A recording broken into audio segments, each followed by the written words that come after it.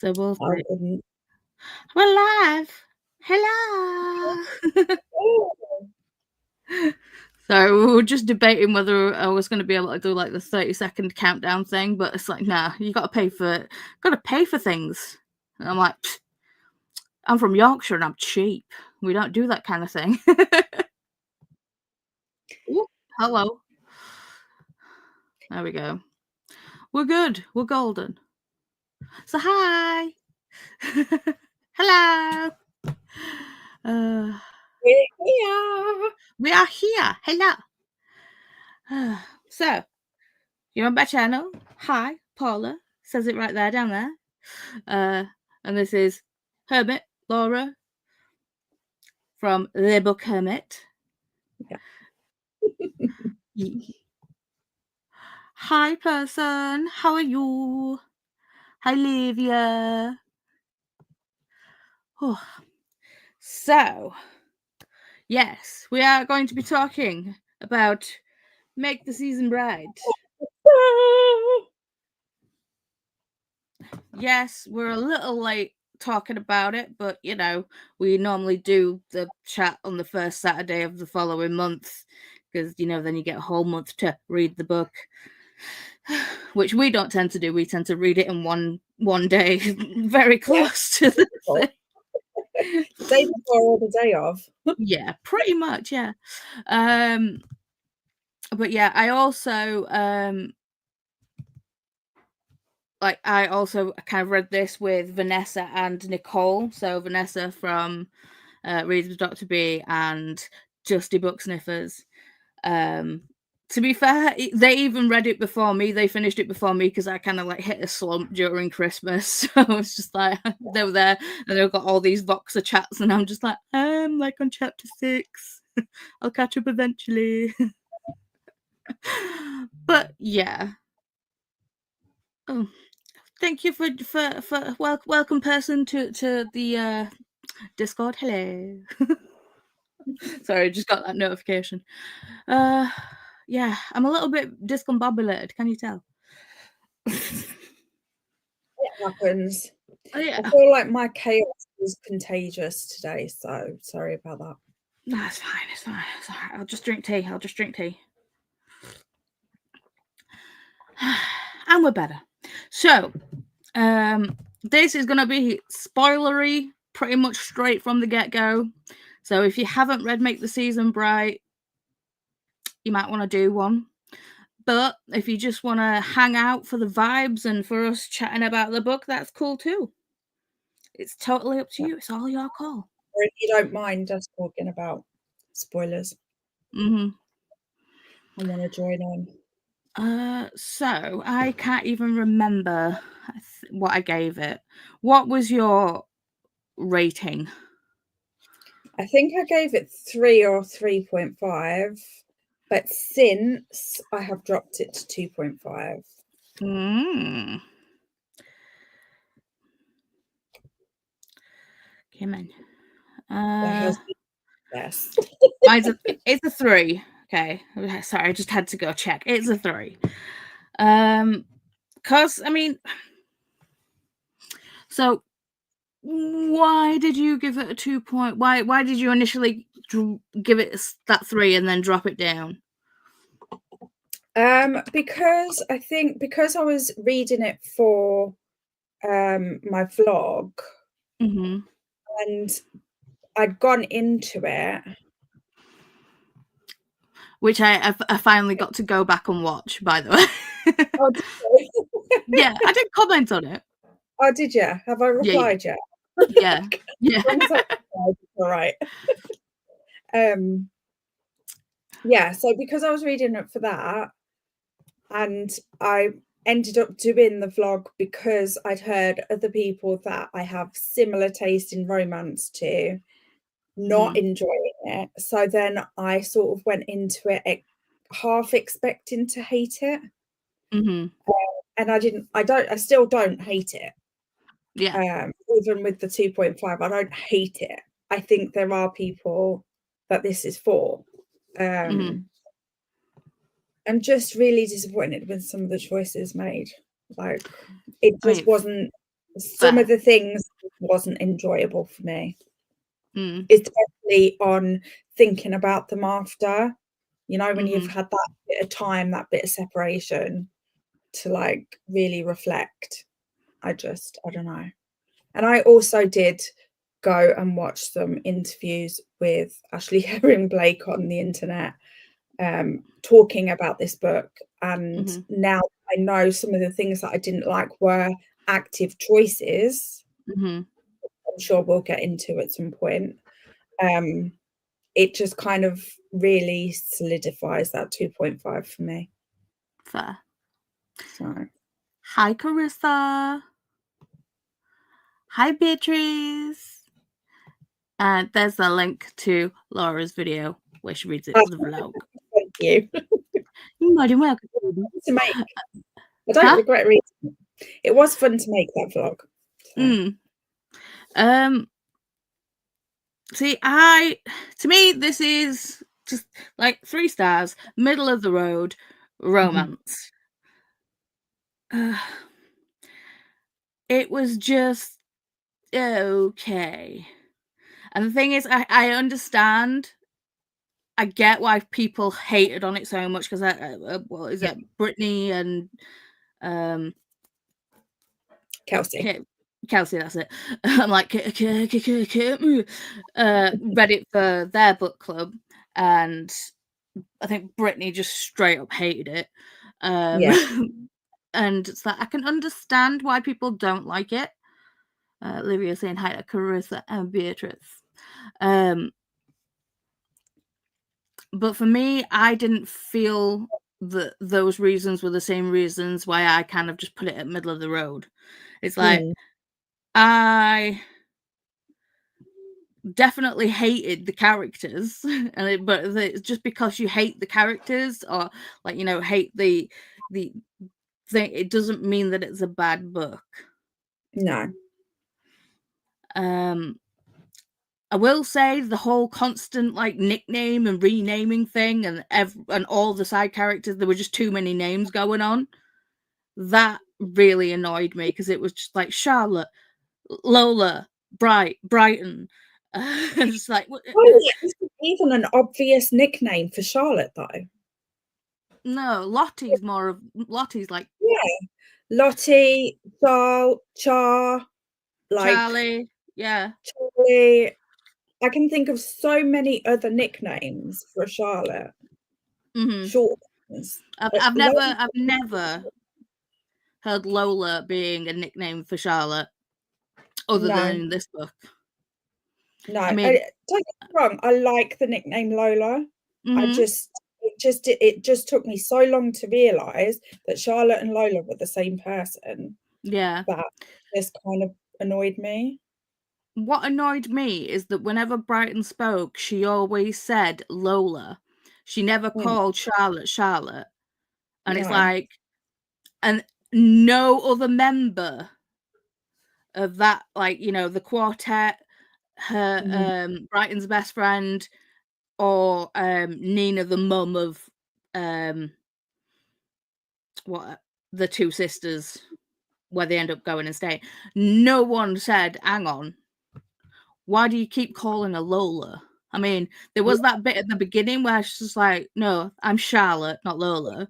But yet Brighton kept calling her Lola constantly. Yeah. So it's like, and no one else like picked up on it and just be like, she's already said her name's Charlotte. Why do you keep calling her Lola? Yeah. And the fact we're supposed to believe that none of her bandmates are supposed to know that they knew each other previous or that they had a relationship previous. I think I do have... Yeah, I have got a comment here saying like, also, I don't feel like these friends are that close of friends, seeing as they hardly know their friend's history. It's like they basically know nothing about... Yeah, because she doesn't share anything. No, she's very closed off. Which that bit didn't bother me. It was the fact that, like, to me, if someone who I thought you didn't know previous was calling you anything other than your name and kept doing so even after you said, no, my name is Paula, I would be having something to say about it. I'd be like, well, Yeah. actually, she's already told you. Why are you like, and they're just apparently oblivious to all of these Yes. things. Like, I don't think so. Considering all of them were like saying, making comments about the fact that she doesn't share enough about her own life. The fact that they're like watching that aspect and they're like not picking up on these signals. Didn't work for me. No. Sorry. Hi, Cherie. Can you say that again? The mic went a little bit garbled. Sorry, I just feel quite strongly about this. Can you tell? No, I'm there with you. That was the one. Well, that like the major thing that like irked me about it. I'm just like, seriously. So Cherie finished their reread of Iron Flame on graphic audio. I feel like I need to listen to it on graphic audio. Before I get Onyx Storm. I feel like it might be a different experience. But yeah, we're talking about Make the Season Bright, which is it's a book club chat. But you know, feel free to stick around. We will be talking about the book for about another probably 20 minutes, and then we'll descend into madness, which is usually what happens. We just after we've talked about the book, we just kind of chat about out and out. Although to be fair, I could probably moan about this book forever, so you may have to just tell me to shut up at some point. To be fair, I'm not so much. I'm like, I can't really moan about the book so much. I feel like I can moan about why people hated on it so hard. It's just like, yeah. Livia saying hi to Cherie. There's like one thing where at the beginning when they had like rainbow bright wallpaper, I was like, I had rainbow bright wallpaper, yay! When I was a kid. Rainbow bright wallpaper right now, if I could get hold of it. He DNF'd it at 35%. What had happened at the 35% mark, Livia, for you? I mean, obviously you DNF'd it so you don't care about all the stuff, but so we can kind of visualize where it was, where you kind of gave. Should we say hi to Olivia? Shh, phone. And bring on the madness. You're in the right place, friend. You are in the right place. I feel like both characters in this book, even though like we knew that Charlotte was left at the altar at the beginning, right at the very beginning of the book, and 5 years had passed, it felt like there was no character development for either of those characters in those 5 years. No. It felt like Brighton left her at the altar, she got left at the altar, and they completely stayed the same. It felt like they only decided to do any character growth in the last, 20 pages of the book? Yeah. So that annoyed me as well. I think because, like, I loved Bright Falls so much, and this follows that pattern. Is the Delilah. Yeah, the Delilah Green story. Right. There is that pattern of they meet, things aren't right for them in that moment, they split up, come back together again, and do all this growth stuff in between it all. There seems to be a pattern for Ashley Herring Blake that she likes to write that, and I love that. In the Bright Falls series, I've loved that. In this, it just, I don't know what happened. Like, it followed the same pattern, but it just didn't hit for me at all. No. Like, it's like you say, it feels very like Like, she got all the way to the end and thought, oh crap, they haven't made any progress with themselves. I better quickly write the next 20 pages. Mm-hmm. You know, that's what it feels like. I mean, I'm all here for sapphic romance. I feel like there needs to be more sapphic romance in the market as a whole. Because I Yeah. feel like you can get male romance all the time. I feel like you have to. Male. Huh? I struggle to find male. Really? I'm just I looking feel in like your. it's so easy to find male romance. And finding non-binary is hard as well. But Definitely. Ashley Herring Blake, one of her, but not her next book, but the book after, is going to have an MB character. Can't wait. I will read that.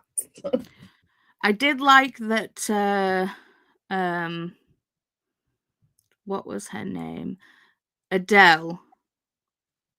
So I think she said that like she wasn't like but what did she? I didn't think she wasn't ace. She was it demisexual or it was Yeah, something. there's It was. I someone don't think it wasn't something. demi. It wasn't ace. It was something else. I can't believe I didn't write it down. No, I didn't either. There was someone ace in there though.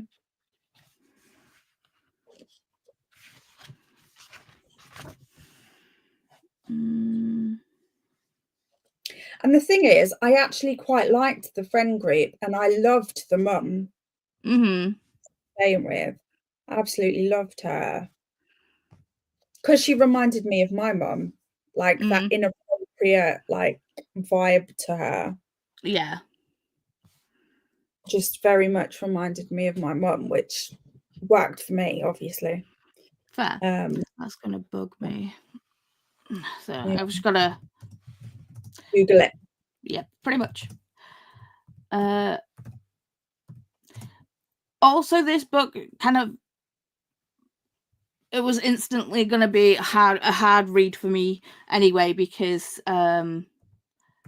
I absolutely hate the miscommunication trope. It bugs the living crap out of me. It's I see. like I don't mind miscommunication if it's done a certain way, but it is. I do feel like I'm quite fussy with it. I feel like it's the if there's a reason for a miscommunication other than other than like the whole I don't want to talk about it. It's just like, well, I feel like if there's a reason for it, like they feel like they will have like major repercussions. I think Yeah. that makes more sense to me. Yeah. Whereas these two in here, these two were just avoidant personalities. Yes, And definitely. that, again, like when I went and watched that interview with Ashley Herring Blake, she chose to do that. That wasn't like an accidental byproduct of her writing these characters. That was an actual choice she made, and that's what solidified the 2.5 for me, because I thought, well, actually, it's one thing to write two characters in a situation that they are trying to avoid, rather than actively saying, right, these two characters are going to avoid each other because they avoid everything. Mm-hmm. You know, that it's different. I don't know. I get that we have avoidant personalities in the real world, and I get Yes. that we're going for that representation, but the fact that it isn't like I recognize that there are avoidant personalities, but I think it's just because of my psychology background. I don't know that anyone and everyone reading it would pick up on that necessarily. Mm-hmm. Thing. And I don't know, I just feel like there was that lack of responsibility with that aspect. Mm. Like with representation, you've got to do it right, or there's no point. I mean, you can still have an avoidance personality, or you can still have those traits, but you can still be able to see someone's shit or see your own shit. You know what I mean? Have that self-awareness. Yeah, that kind of thing. Yeah, although I think it's rare that people have self-awareness with these things, but at the same time, like, there's no one else calling them out on it and saying, "Look, you need to stop avoiding stuff." Like, everyone around I think them can see Adele definitely it. did with Brighton, Yeah, but that again eventually didn't happen towards the end of the book. It felt like it was all towards the end of the book where it was like, she'd got to a point where she was just so sick of banging her head against a brick wall being nice about it, that in the end Well, she I just think it's because, well, Brighton actually told Adele about what had happened, the history with yeah, Lola and all the rest of it. And I think that's when Adele was just like, hang on a minute, this is proper sus.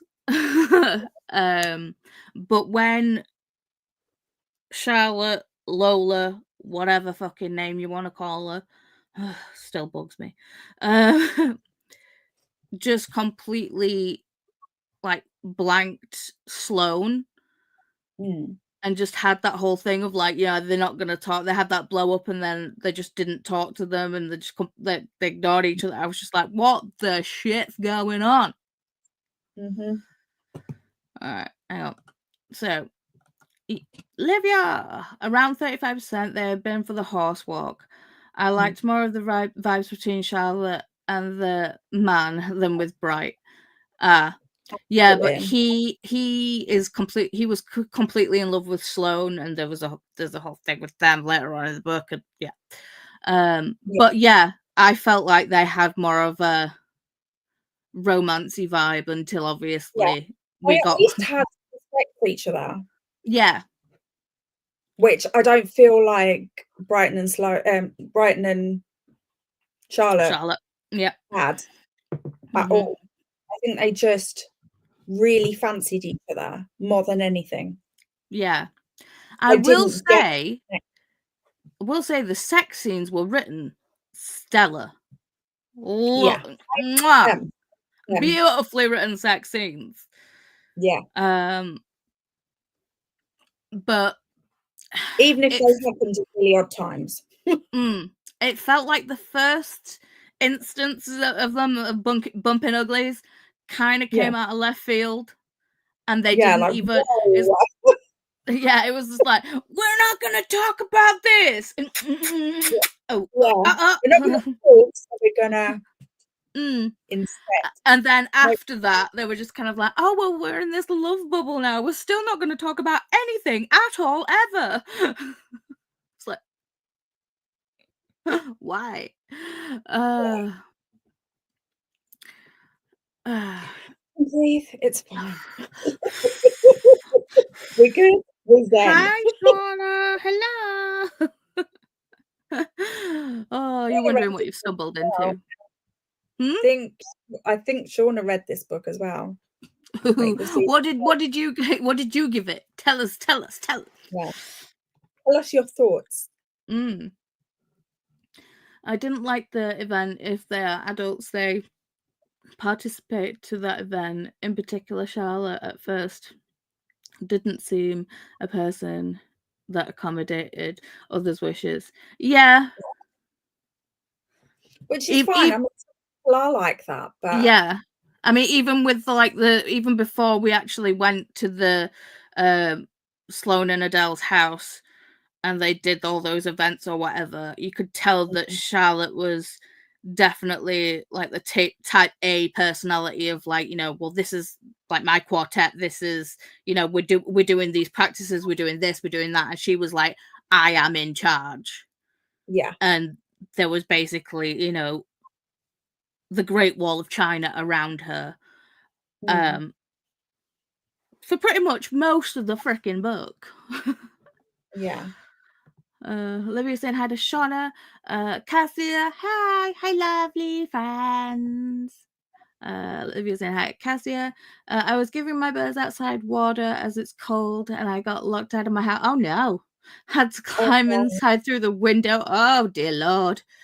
At least at least the window was open. yeah. I had cracked open for my outside cat. Lol. My legs will be purple tomorrow. Ouch! But at Oh, least you're safe and warm inside now. yeah. At I'm least glad there's you got not it. bruises. Lydia! Heart. That should say hi to Olivia. Chrissy, sorry I'm late. I was eating dinner. Rated it 2 stars. That's fine, Chrissy.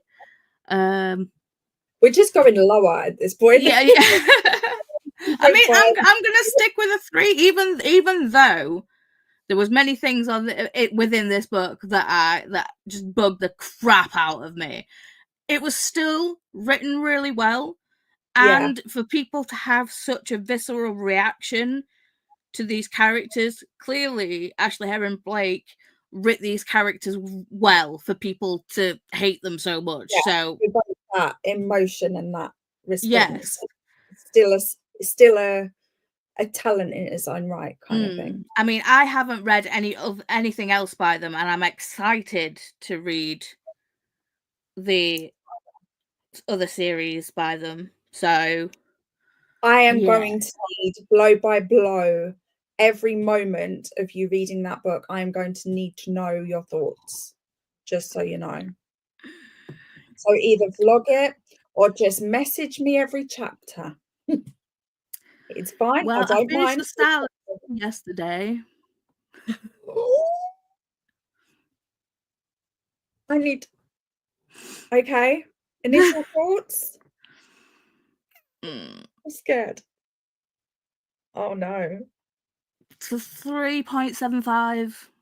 Round it up to 4. Okay. Well, that's okay. That's okay. That's good. It's better than this. Well, yeah. Shock face. I'm guessing that's to Cassia having to try and like climb in the window because they locked themselves out. Haha, just hope none of my neighbours witnessed the embarrassing event. Ah, they probably did. They probably had a good old giggle, but it's fine. If you can't provide entertainment to the masses, what's the point? Exactly. Oh, for sure, the writing was great, but I read a lot of romance and nothing about this one convinced me. True, I feel that. Curious to check this book out now. Don't bother. Don't bother. I don't know. I still want people to read it because I just think like there's got to be people that are going to love it. And I want to know why they love it, you know? Yeah, I mean that's the thing with it. With reading subjective, isn't it? So yeah. I think this communication things, the choices made are going to work for some people. It's just not us. I think my problem with the book is also the second chance trope. It's not a trope that I really enjoy. Fair. Yeah. Yes, the climbing would scare me so much. I can't even watch people with infants on a balcony. Ooh, yeah, no. Yeah. Hang on. Pause for tea. Yeah. I might need to. One of my notes here is what heathen doesn't like cake? I did not write that down, but I think I disassociated in that moment. I think that is a legitimate thing. If you don't like cake, we can't be friends. I'm afraid I can't trust you. Who doesn't like cake? I get if you're a vegetarian, can't eat cake. That I can deal with. When someone says I don't like cake or sweets, I feel like they've just not found the right cake or the right sweet for them. Because it's like it's like many iterations of cake out there. It's like you need to try every single cake before you can say you don't like cake, in my opinion. All of the cakes, then if you still don't like them, then come back to me. But until then, I don't believe you.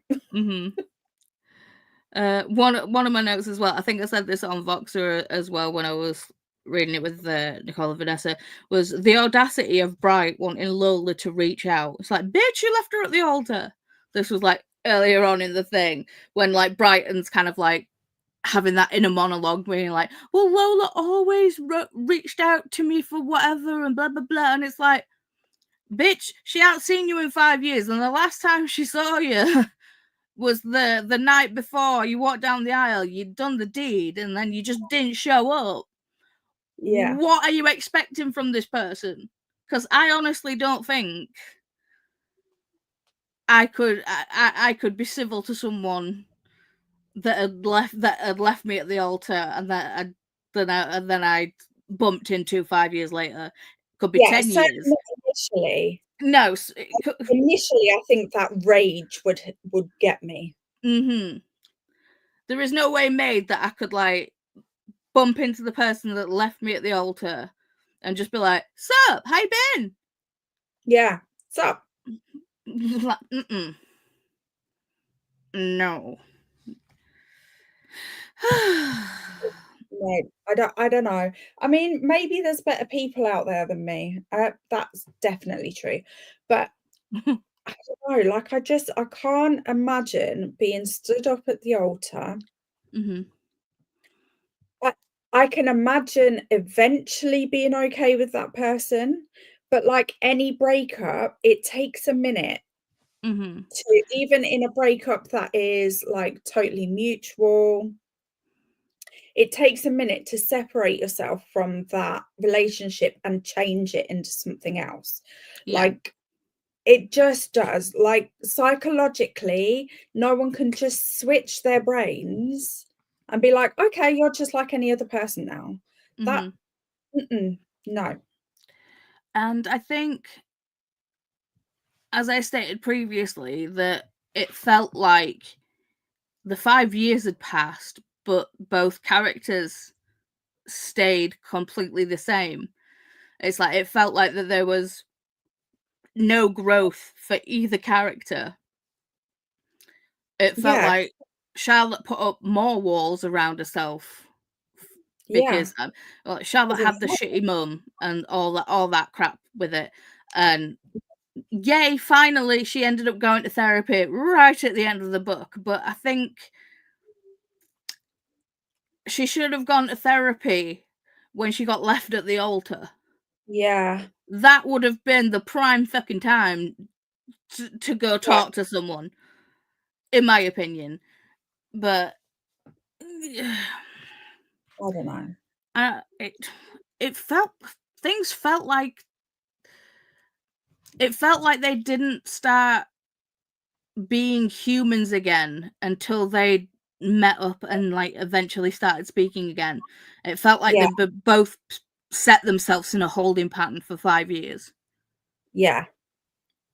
And so, like, I get like the holding pattern thing. I've seen it in other books, and it's worked for me because I think that sometimes things are so traumatic that you need things to stay as they are for a while, Mhm. just to not be beaten by it. I guess I don't know. Yeah. I don't Mhm. really know why, but like I get that that can happen.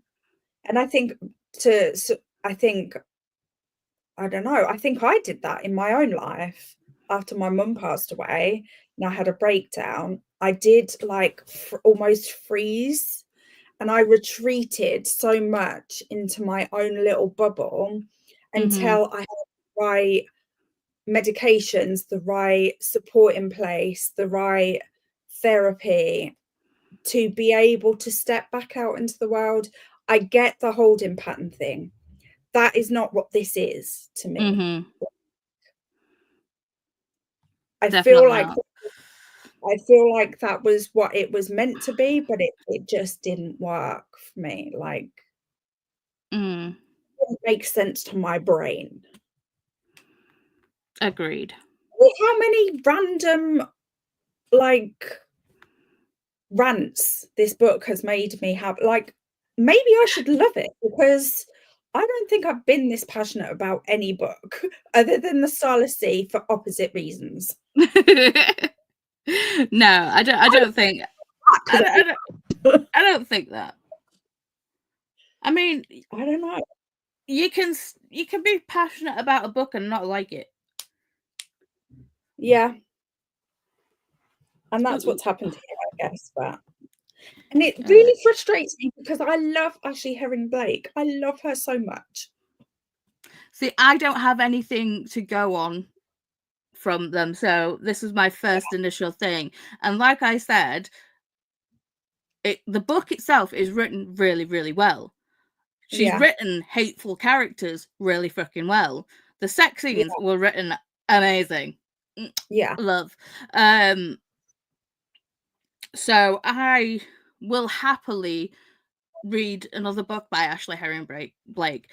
There are other books that I read and I don't like the characters, and it's like the book can be written well or whatever else, but I won't want to read anything else by that author.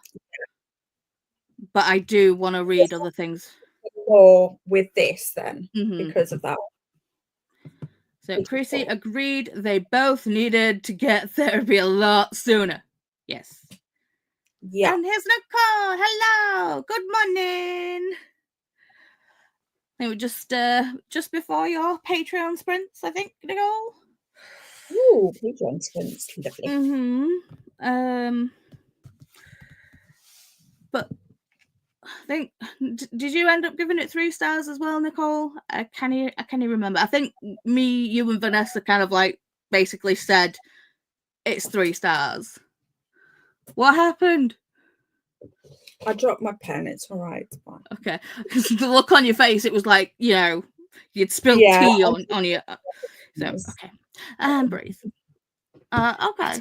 Hi to Nicole. No Patreon spirits today. Oh, okay. Cool. Groovy. Another line that I stated when when we were talking about like stuff on Voxer was Lola, when Brighton said Lola can be a bitch when she's stressed, and I was like, so she's been stressed constantly then, because Charlotte's just, I mean, when was Charlotte not a bitch in this book? You know. Yeah, I gave it 3 stars, and good morning to Livia. I mean, yeah. And I didn't like how Brighton was such a pushover. It felt disjointed to me with how Brighton could have that like foresight to be like, no, I'm basically just going along with everything, and that's why I need to leave now. Why she didn't even like explain it beforehand to Charlotte, that she had like that thing of like, no, I need to leave because I am just going with the motions, and if I don't leave now, I'll get stuck, and that'll just be it. Yeah. So she had the foresight and the forethought with that, and that whole thing within their relationship at that moment, but then she continued to be a complete and utter pushover with everybody else in her life, like with the Katie's band. How like, they were just like, yeah, you made this band, but now like, we want to go in a different direction, and that's not it. And she's just like, she basically got kicked out of her own band, and she just went along with it. And then there was the thing where her and Charlotte's song that they wrote together, that the band stole, was like playing on the radio, and she was just like, yeah, I'd be right. It's just like, yeah, really?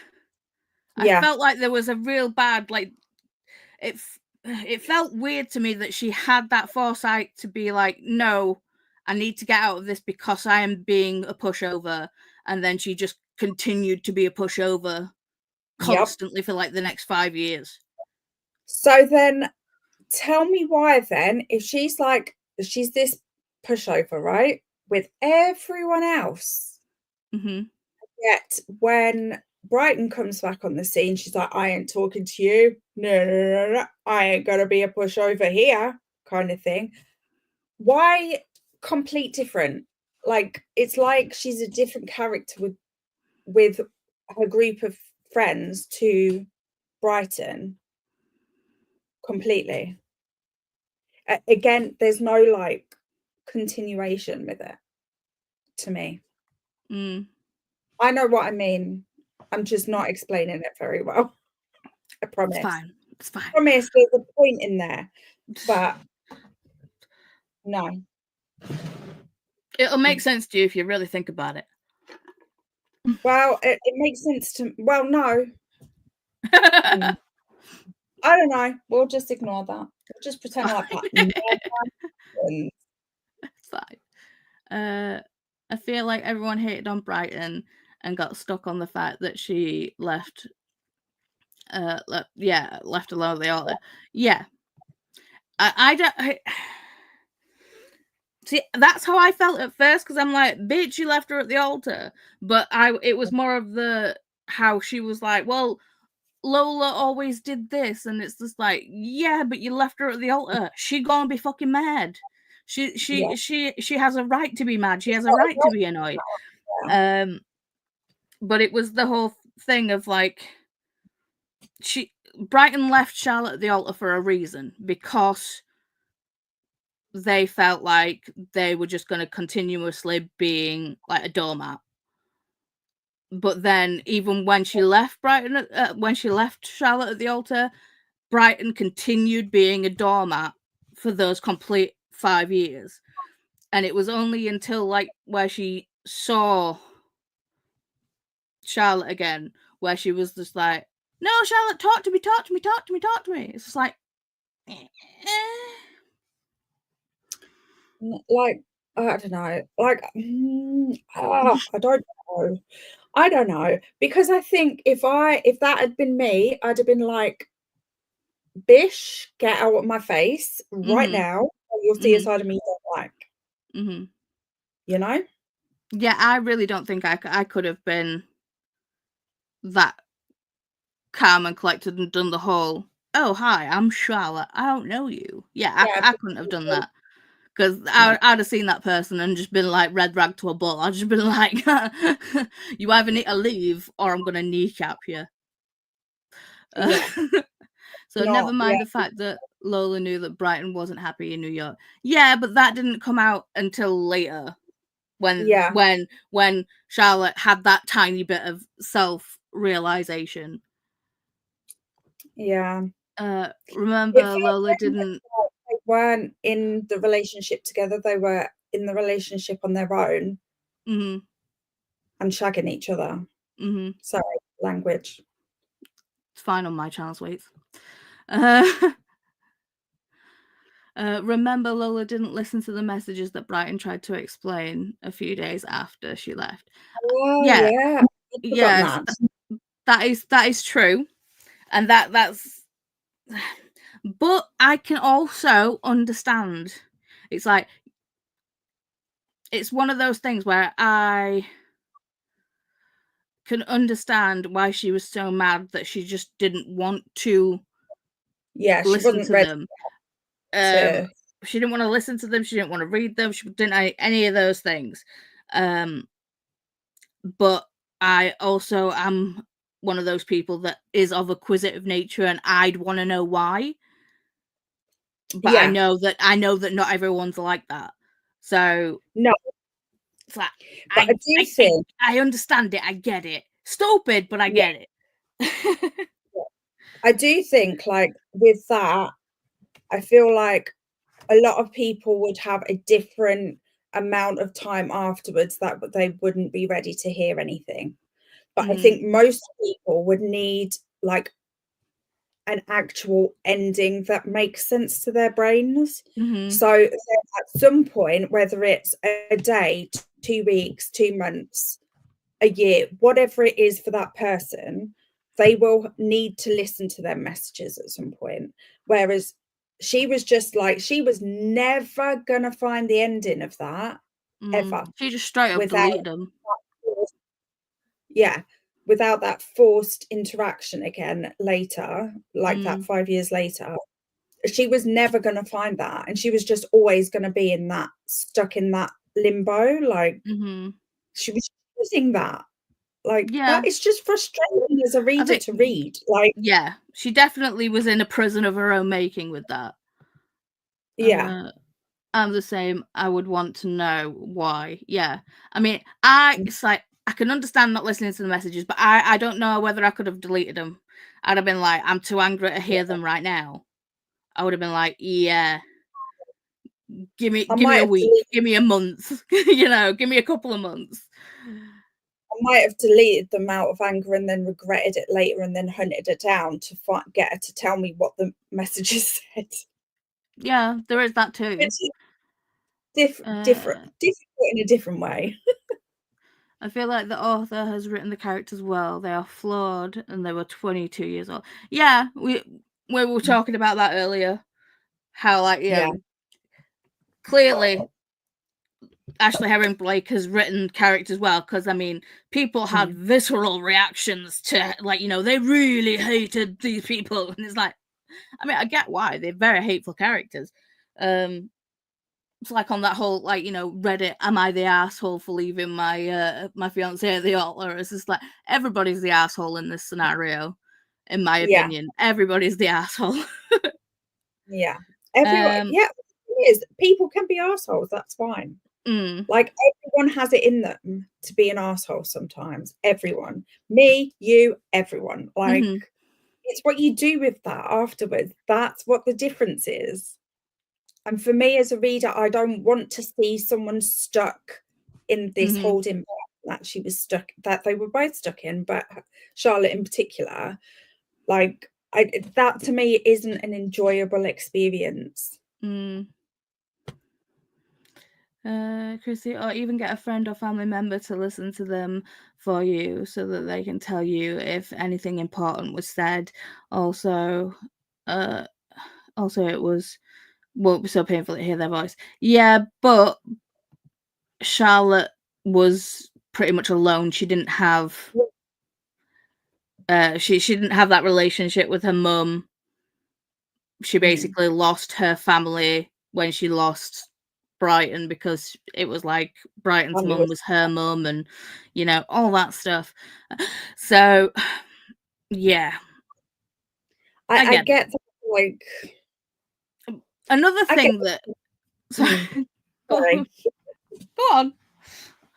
All right, I was just gonna go off on another tangent, so it's fine. Don't worry. Okay, well, let me go off on this one, right? So Lola, Charlotte, Lola, Brighton, yeah, they met each other when they were little kids, right? When they were Yeah. young, and they grew up together. They ended up being in a relationship with each other. I don't understand how the miscommunication trope started with them. Mm.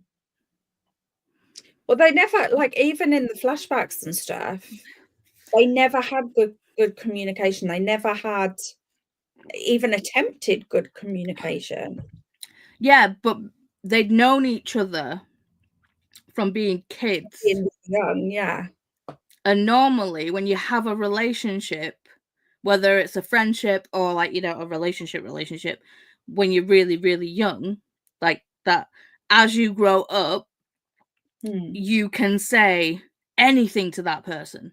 You can turn around and go, "You're being a dick." Yeah, I mean, you yeah, can grow up and just be like, "If insinuations. we met now, I don't think we'd be friends." Yeah, So, you can have all, but it felt like I don't know. Because they met so young, and it's like they had that relationship. I don't get where they ended up like not talking to each other. Because normally, when you're friends for that long, being able to talk about anything with that person that you've known for that long is pretty easy. mm. I would say in my opinion, but then again, I'm pretty much an open book anyway.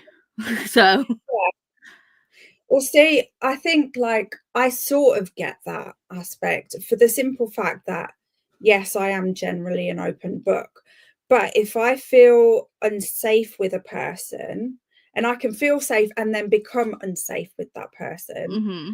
I will retreat and I will put the walls up. Mm-hmm. So I get that, going from being really open to not being really open, but I don't feel like she was ever really that open that we saw.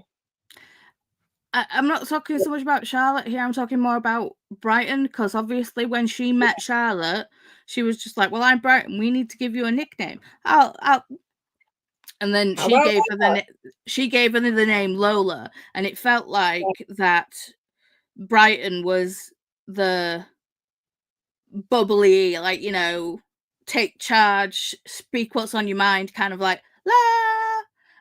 But obviously, as they've grown up, they've kind of basically just turned into this person that is a doormat. Yeah, It doesn't. The two didn't make sense to me. And yeah, I also put in a thing of like growing up and growing apart is a thing, but I don't feel like yeah, that's the case in this book. I feel like Brighton left the relationship, let the relationship make her smaller, uh, and be a totally different person, a complete pushover. yeah. Yeah, And it's like I don't know what happened. It felt like there was no. We didn't find out what made Brighton become such a pushover from the tiny, like, bright flashbacks that we had of when she yeah, was bright and lively.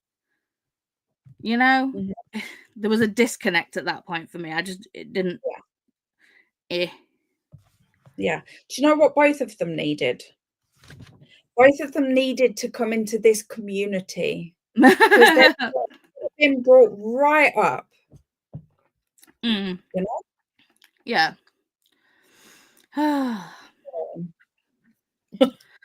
They both needed a slap in the face. Um, damn, they're fictional characters, therefore cannot join this community. Writing flawed characters is a skill. Yes, yes, it is. 100%. Uh, uh, See, at the beginning of this book, I went in thinking that I would want to punch Brighton the most. But as I Yeah. read more, it was Charlotte that I wanted to punch repeatedly. Mm. Anyone else? Or was that just the me thing? I don't know, Because I it didn't feel that level of Charlotte, violence the more time I spent with Charlotte, the more I wanted to hit her. the the more I felt sad for her, for me, like, Ugh. and frustrated, because you can't, like, it's like, I don't know, for me, when I'm reading a book, them characters, for that period of time that I'm reading that book, them characters are real people to me. Mhm. And to see someone that stuck and that avoidant is sad to me, because they're missing out on life. That's And why that she is needed so a punch. sad to me. Yeah, but, like, what would that have achieved? That would have just made her build up the walls even more. Like, it there's no way out when someone is that closed off, and, it's just hard, like, it's It's the just thing hard to where watch. it's like you can't.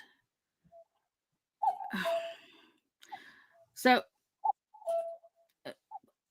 way back when, uh, ooh, eh, I had a Medicine o'clock. friend. Medication o'clock. Cuckoo. So way back when, I had a friend who was constantly in an on again, off again, on again, off again relationship with their fella. And every time that she'd break up with him, it's like me and Claire, 'cause it's like me and Claire, my other bestie, would say to her, like, you're better off without him, like, let this be the last time, let it be done, blah blah blah blah blah.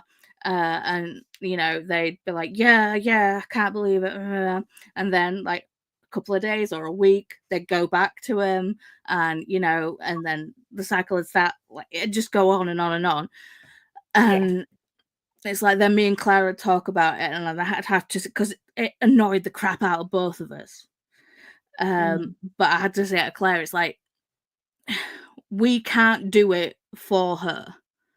It's like she No. needs to come to the realization herself Mm-hmm. that it's a shitty relationship. We can tell her till the cows come on. We can tell her till we're blue in the face. But until she's at that point where she realizes it for herself, it's not going to change anything. All we've got to do is just be there. Yeah. And God. yeah. God. But I felt like with Charlotte closing herself off completely, it's like no one knew anything.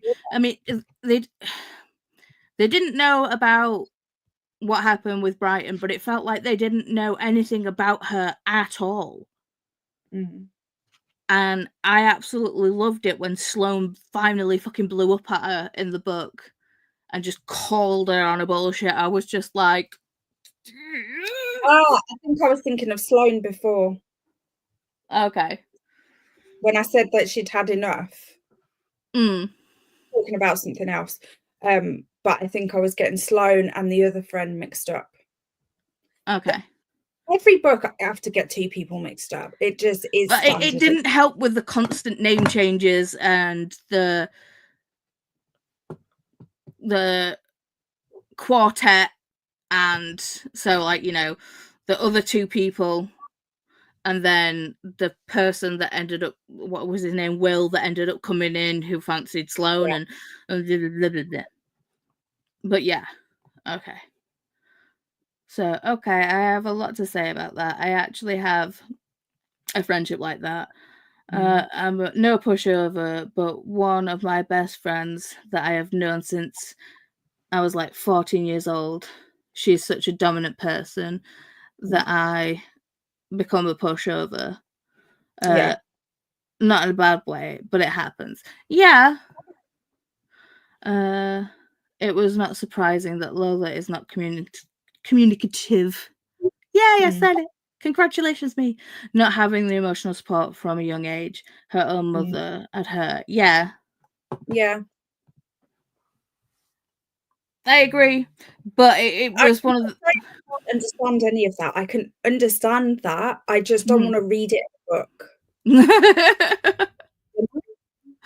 To me, I can't, and not have a happy ending to it. I know technically we had a happy ending because like, but it didn't make sense to me. Like, it didn't. Yeah. It didn't.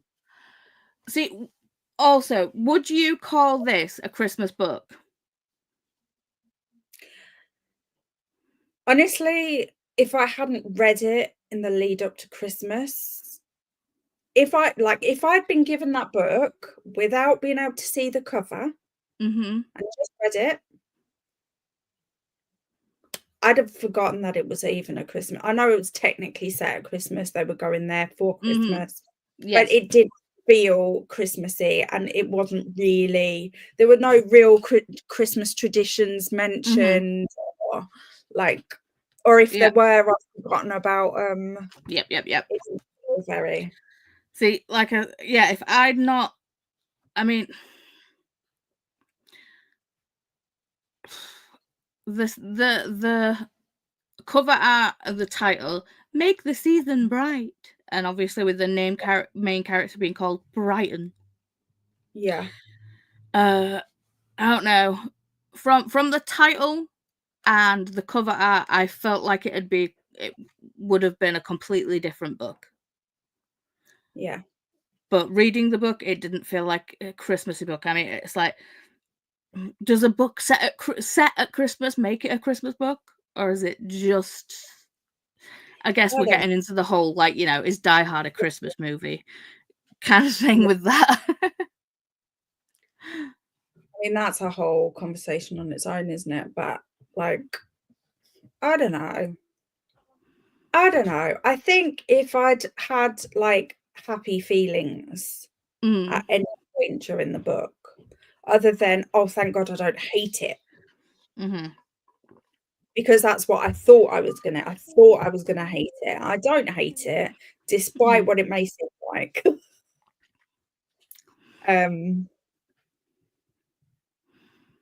No, I think no, there wasn't enough Christmas in there for me.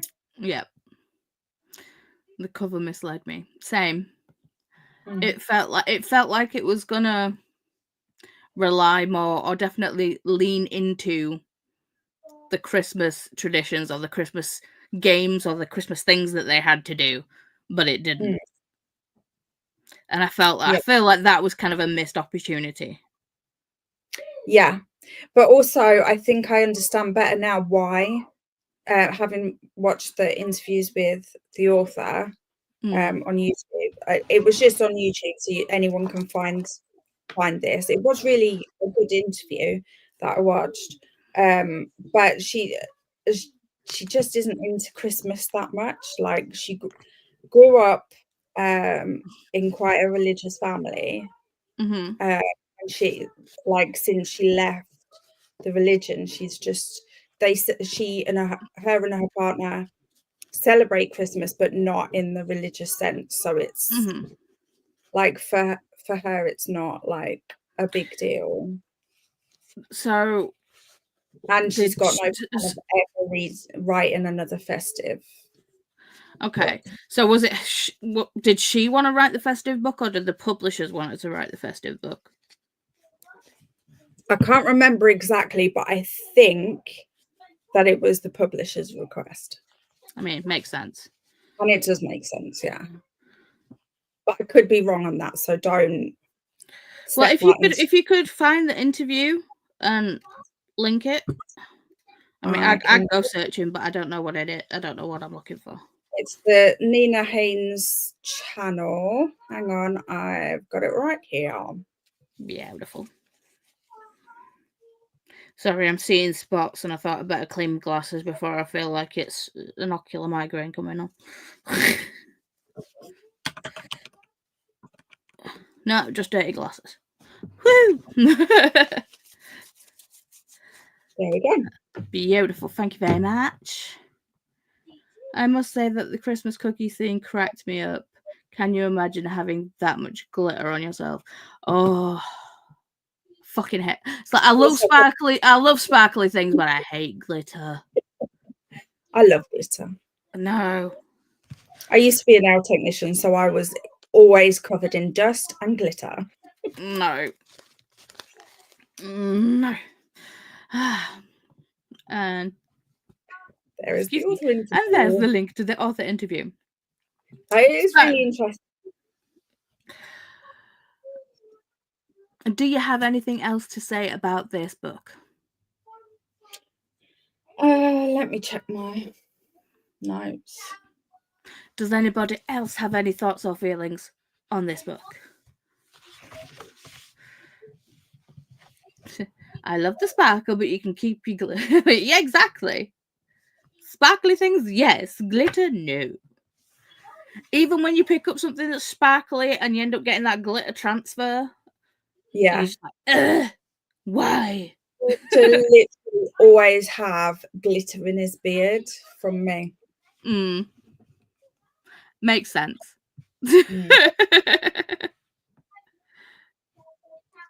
Can I just point out that the amount of sex they were having, there's no way that no one else in that house realised they were having sex. Oh, definitely. Just saying. Just saying. Oh, yeah. Right. Oh, there is a couple of things what I'd not considered. So after the whole, like, you know, they'd met up and I'd gone, why?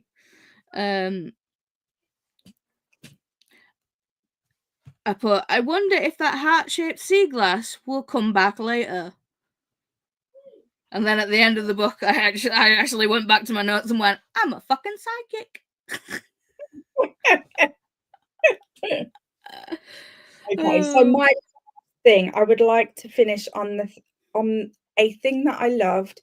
It's a silly little thing, it's not a big deal, Mhm. but I genuinely love, where's my book? The grey hair rep. Yes. I love that. We Yes. need more of that in all books, please. Mhm. Have one character with grey hair that loves having grey hair. I would Mhm. like to see. Do you know, But yeah, my my first ever grey hair was in my widow's peak, yeah. and I was just like, "Ooh, yes." Because I was like, I want to have that, like, that ha- Oh yeah, the like the Lily Munster white streak. I was just like, because my yeah. first ever grey hair was there. I was like, yes, let's go. I want that white streak right in the front. And then they started popping up everywhere else. I'm like, God damn it. Yeah. Yeah. See, I love my grey hair now that Olivia, it's same. really grey. Yeah. But See, when it was just like mine's not salt and pepper enough. It's just the odd random hair every now and again. I think Livia's hair's gorgeous. Murder people that have hair like that naturally. Oh, so no. jealous. Why is everyone in the book community so goddamn pretty? God. Stop it, all of ya. You make me feel like a right troglodyte, I tell you. Just looking at other people in the butcher community, I'm just like, you're so pretty. You're so pretty. Oh dear. None of Anyway, this prettiness, people. you are love. None of this prettiness. It's not allowed. Yeah. You're Just stop pretty being now. pretty. Make videos with bags on your heads. God damn it. Help me out. Thank you. I love my guy. Good. I Is have it 2 GT there? strips of grey. Yeah. Yeah. Nice. The go faster stripes. Yeah. uh, I love that. yeah. Call them my racing stripes. There we Like go. me with my stretch marks. They're my tiger stripes. Yeah.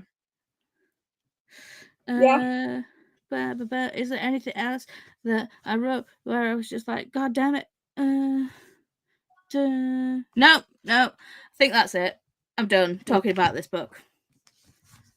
To be honest, I'm glad that my video was while I was reading it and immediately after I was reading it, rather than the aftermath that has been rant worthy. Like, I know people like book rants, but I feel like I'm almost I don't make sense anymore because I don't hate the book, but yeah, I do nothing but moan about it. Like, how does that make any sense? It doesn't, is the It answer. does.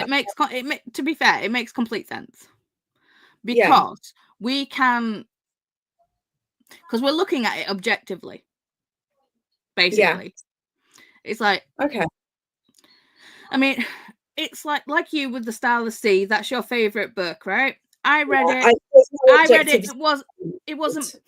It wasn't my cup of tea. I'm a bit iffy with magical realism and the whole like Magical and realism. the trope at the end was a bit but that's a me thing. And the thing is, it's like you have read The Starless Sea, it's your favorite book of all time, you love it to death, but yet you can still be objective at the fact of the yeah, you can. Not with the Starless Sea, not really, no. That's like my child. No. We can't be friends after this, I'm afraid, because you don't like the Starless Sea. I liked it. I just didn't like it as much as you did. I know. I am obviously joking, but no. But yeah, that's what I mean. I think I'm less objective with that than I am With with that one, yes. But the thing is,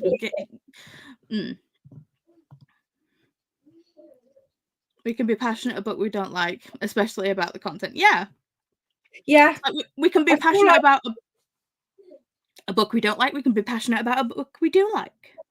Yeah. I think I'm passionate about books in general, but it's rare that I'm this passionate about a book that I have so many complaints about.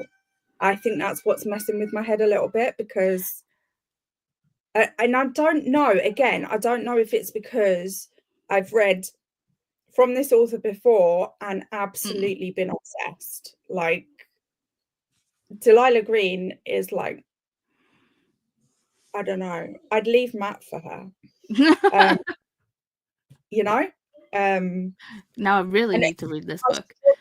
yeah, I struggle to see anything bad about it, if that makes sense. So I think going from that to having some complaints, like, messes with me a little bit. I'm not used to this space at all. But I kind of love it in that I've got all of these things to say.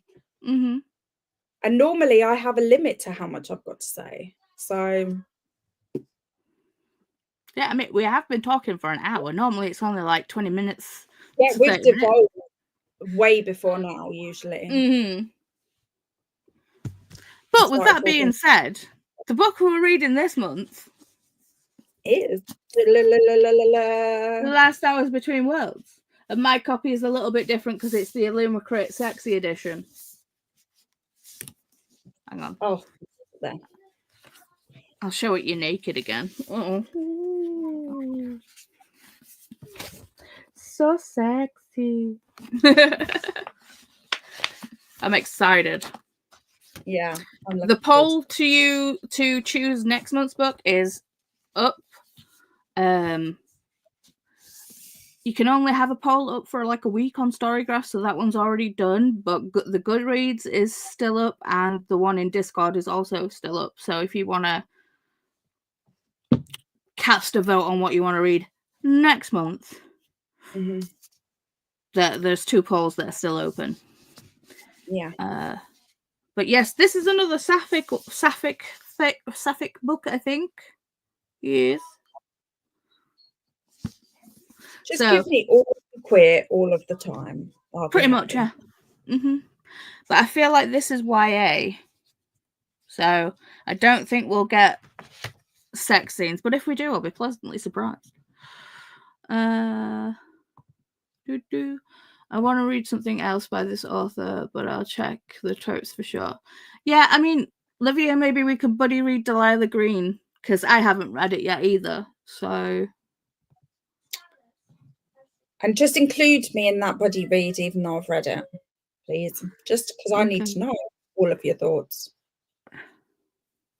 I think we might. Do you have Voxer, Livia, or not? Because I think that's just easier to get instant thoughts and feelings out.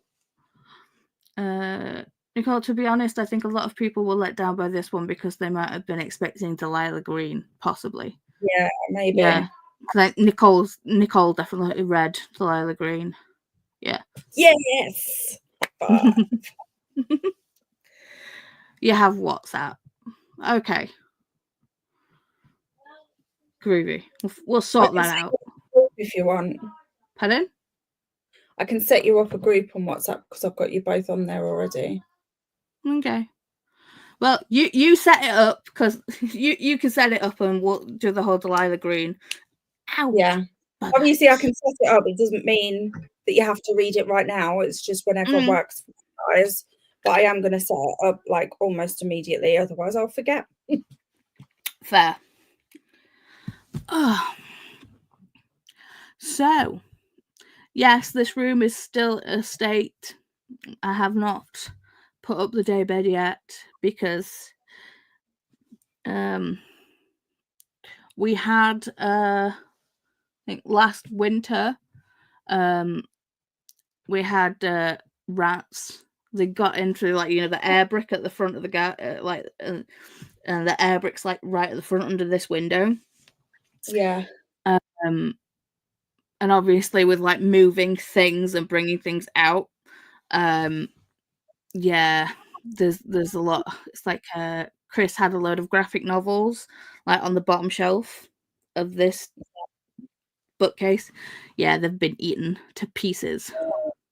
Oh no. I mean, we don't have the rats anymore. We got it all sorted, but That's the damage that's been left behind. mhm. That's So basically, I said I want to take all the books off the bookcase, disinfect everything. So what turned into just boxing a few things up, moving some in there furniture as around, well, has like turned into such a bigger job. But I need to do it. You know what I mean? yeah, So that sucks. yeah, definitely. I I think I'd mean, be the same. when we had the like chair, when we had the thing and we'd moved the desk and everything and we'd got everything, I was like, I've managed to do this bookcase, but it's like if one bookcase is like that, I want to make sure that like, all the rest. I think it's just because there was like stuff in front of this one. Mm, So I guess it felt like it was a safe place for them to kind of hide or whatever.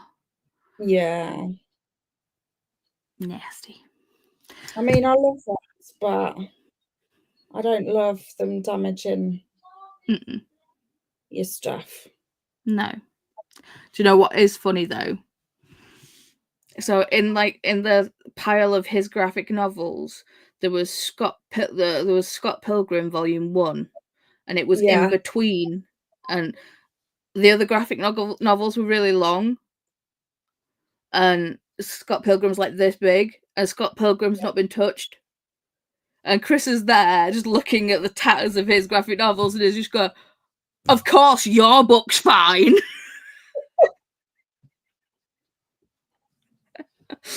And I'm like, because the rats know better. they know I would hunt them down and kill Uh-huh. every single one of them. Mhm. Uh, but yeah, it was just one of those like, of course your book's fine. I'm like, Mm. sorry. Yep, yep. Ashley Herring Break will be an author I will pre-order still. Yeah, I feel like she's still on my auto buy list for sure. Mm. What her next book is, it's in the back here, I'm sure. I think it comes out in May here.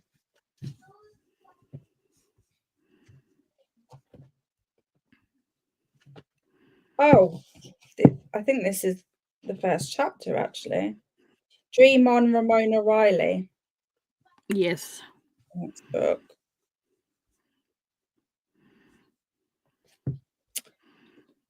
So I will be pre-ordering that too. I think it's on my pre-orders list actually already. Using one. Mm. Let me do do. Do. Where is the book club poll?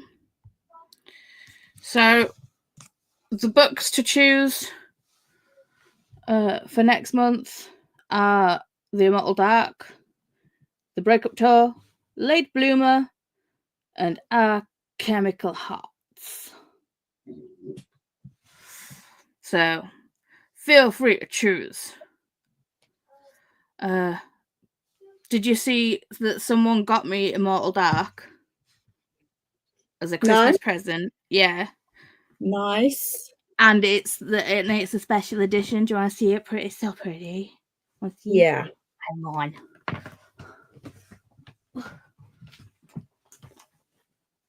People don't buy me books. Even though I have a wish list that's specifically like books that I haven't read yet.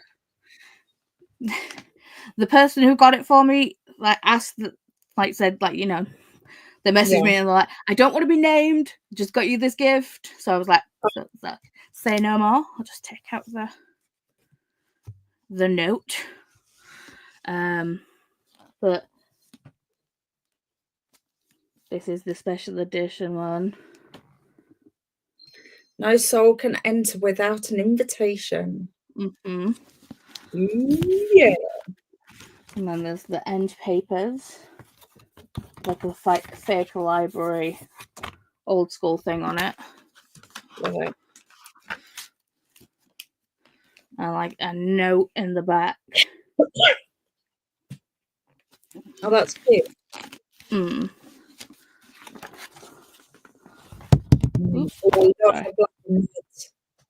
Embossing situation. So seek mind above blood, and if you must bleed, use it as ink. It's so pretty. Shall we buddy read that anyway? Can we put? Yeah. Well, this one did win the poll on Storygraph. Like I said, the 2 polls are still up on Goodreads and on Discord. Livia said they voted for the Immortal Dark. I think Immortal Dark is actually winning. Yes. Immortal Dark's got 7 votes so far. So I feel like we'll be reading this in February. I feel like it's kind of a done deal. Yeah.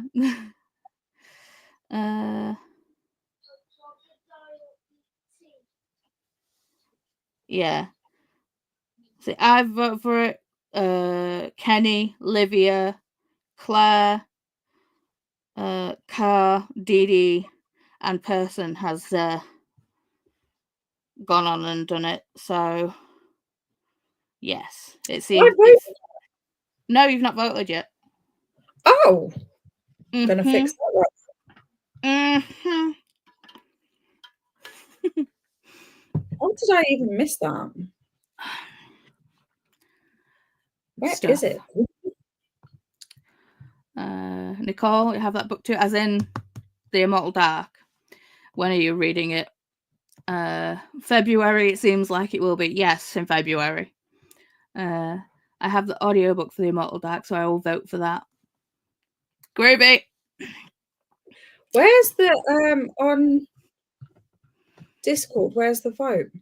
In polls. Oh, polls. That's why. Because I have the book club, like, you know, the Pleasure Yourself book club as like a chatty bit, but I also have the polls thing. Yeah. It's in my Discord. It's in my Discord, Nicole. In my Discord, the vote is in polls.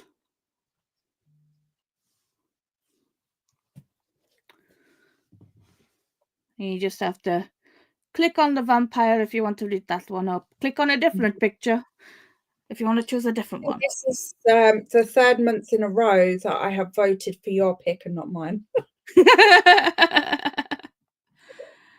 Not second. Second. Is it second?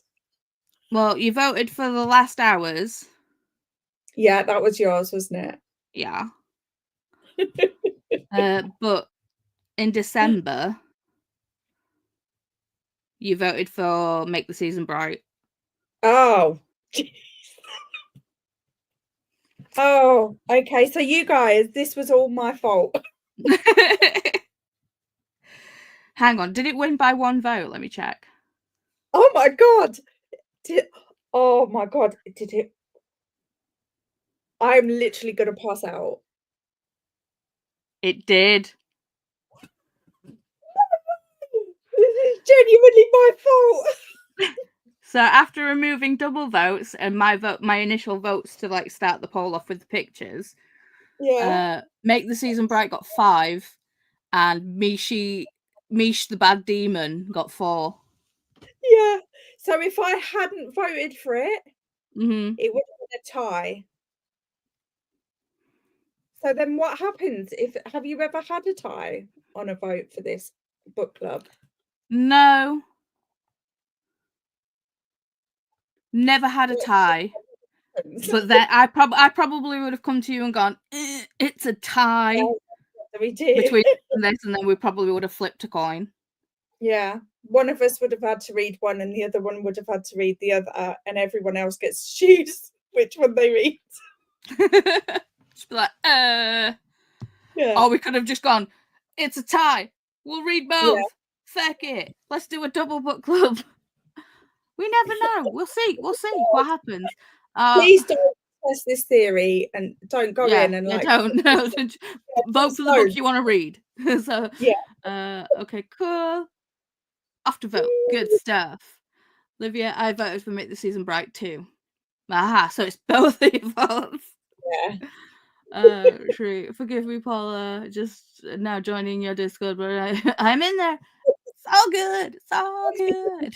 It's all We've good. got down. So yeah, I tend to put the results in the chit chat. Pleasure yourself. Hiya.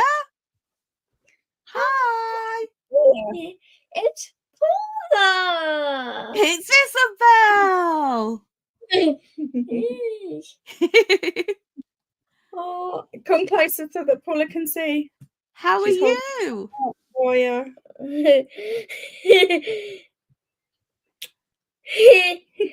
You're such a cutie.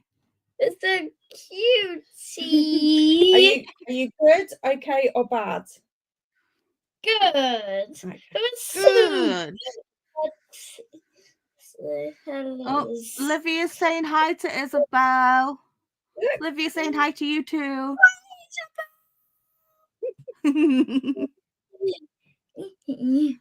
Are you back at school now?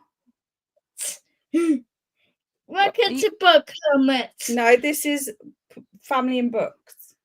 Hi, Isabel. It's distracted by the hi Isabel and wanting to give hearts to everyone. Hi. Are you gonna go play with your toy? Yes. Oh, good girl. Which toy are you playing with?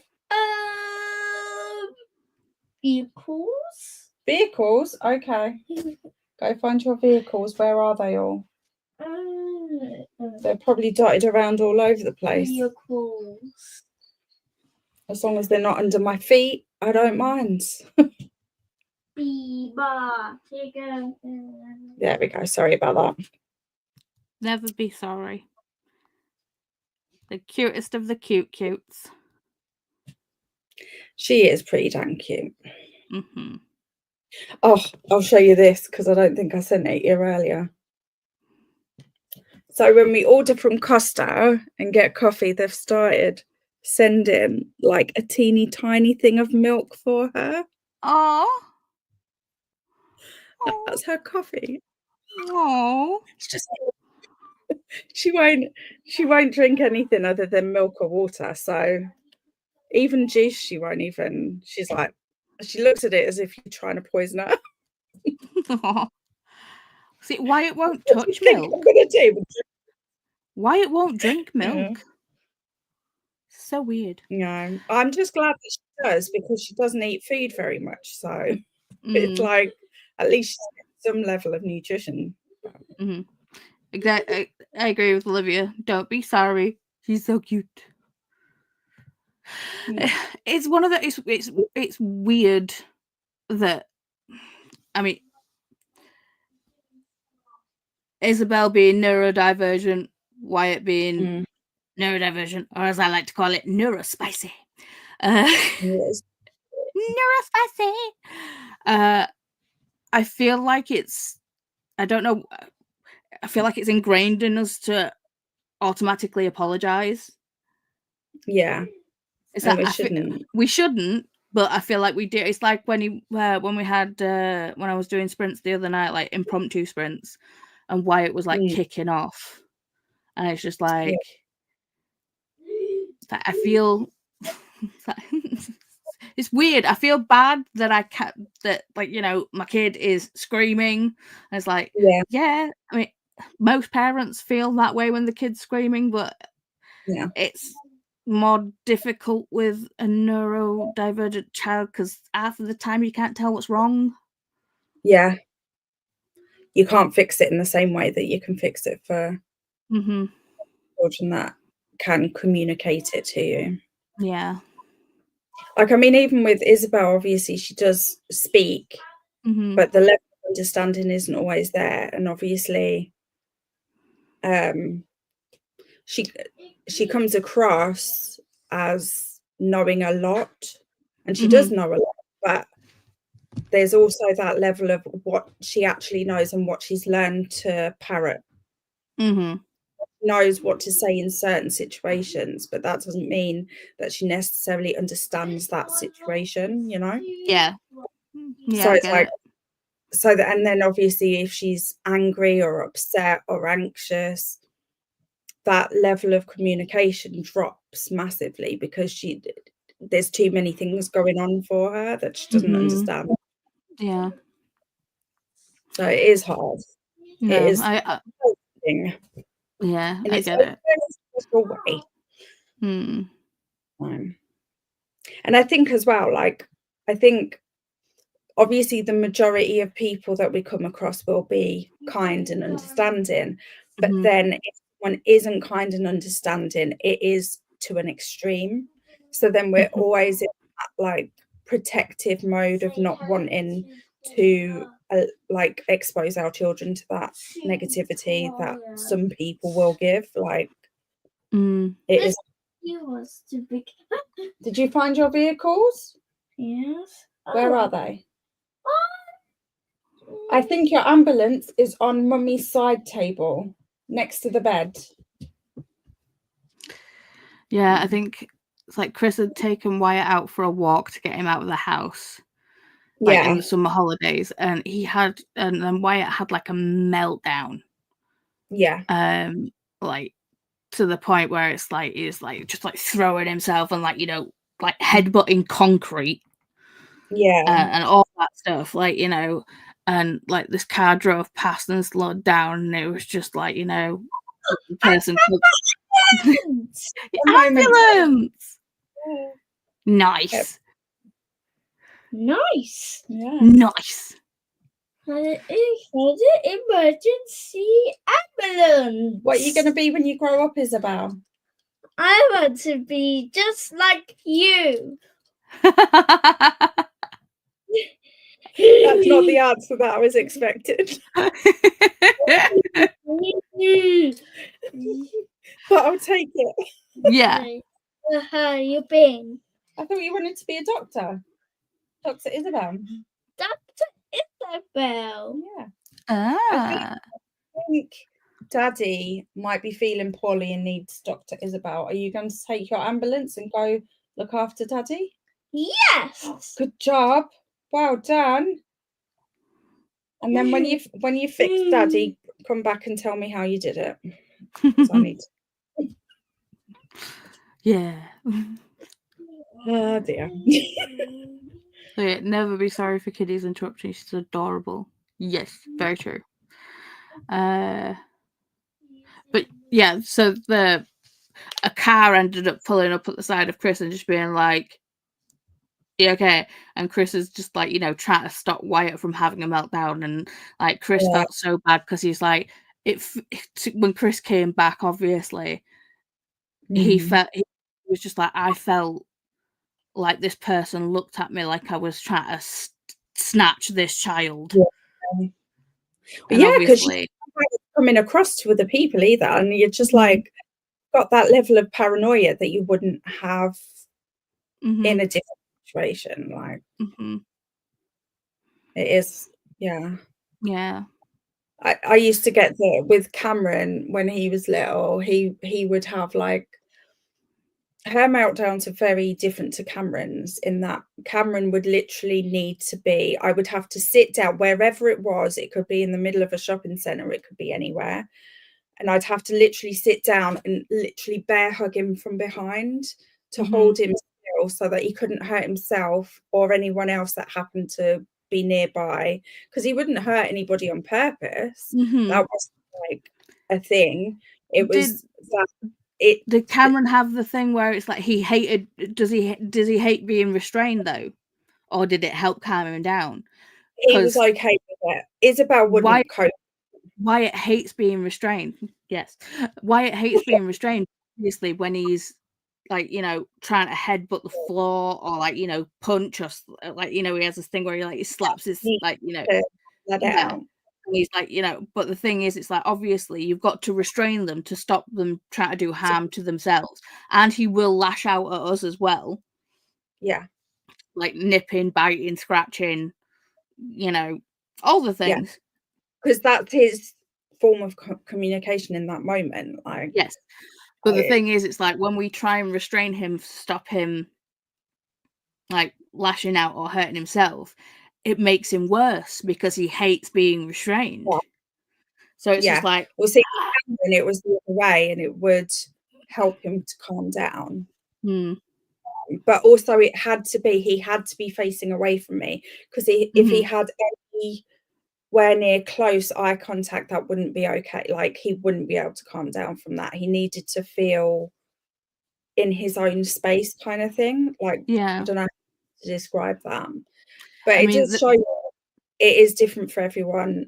Like, you can't say, like, someone's on the spectrum, you can't say you know everything about that person just because they're on the spectrum, because they're still going to have things that are different. Like, obviously, that worked for Cameron. I could not do that with Isabel. Oh, here I go again. It's just, obviously it wouldn't work for Wyatt doing that. But with Cameron, I also didn't have diagnosis or understanding that he was even on the spectrum. He didn't have that when he was at secondary school, so he was like almost 13. Yeah, but as a mum,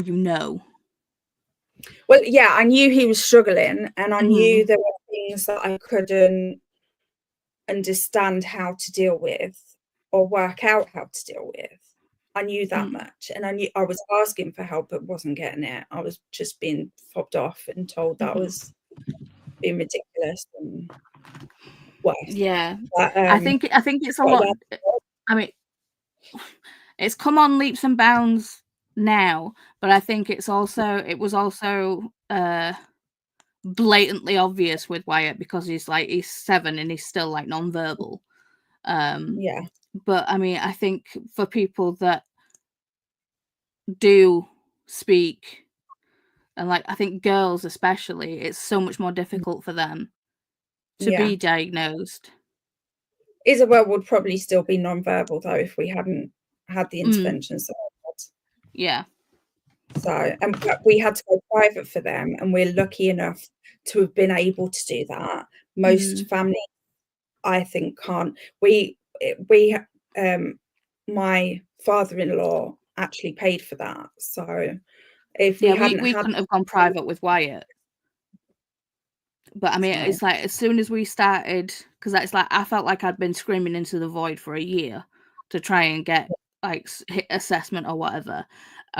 Just as things started moving, like going and seeing a speech therapist and this, that, and other, COVID happened, so everything shut down. So it was just like, oh, great.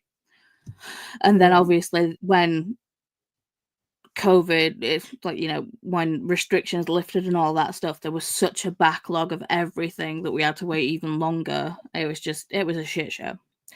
Right. Comments. So is this book for February? I have the book for 21 more days. No, this one is for February. Yes. This one is January's. This one is what we're reading now. The Last Hours Between Worlds. And there's also nothing to stop you reading it now if you want to. Obviously with only having the audio book, and just hold of your notes and whack them in as soon as there's a section for it. Take notes. It's what we do. Half the time it's just like, oh, I hate this person. This person needs a slap. Love the grey hair. Yeah. Hi, Jean. Hello. Enjoying the chat. Well, thank you. Don't forget to click the like button. Well, thank you. Queen P. Gotta love Queen P. Hello. Hi. Oh, what's that come from? That's not what I think. My brain read that as Queenie rather than Queen P. Okay. We are all imperfect and have flaws, some seen, some not. People just need to not judge and respect others, and we will all be fine. My 7-year-old was nonverbal for 6 years of his life, and it's a lot to deal with. Add other people's ignorance on your plate. That's too much to bear. Yeah. Yeah, it is.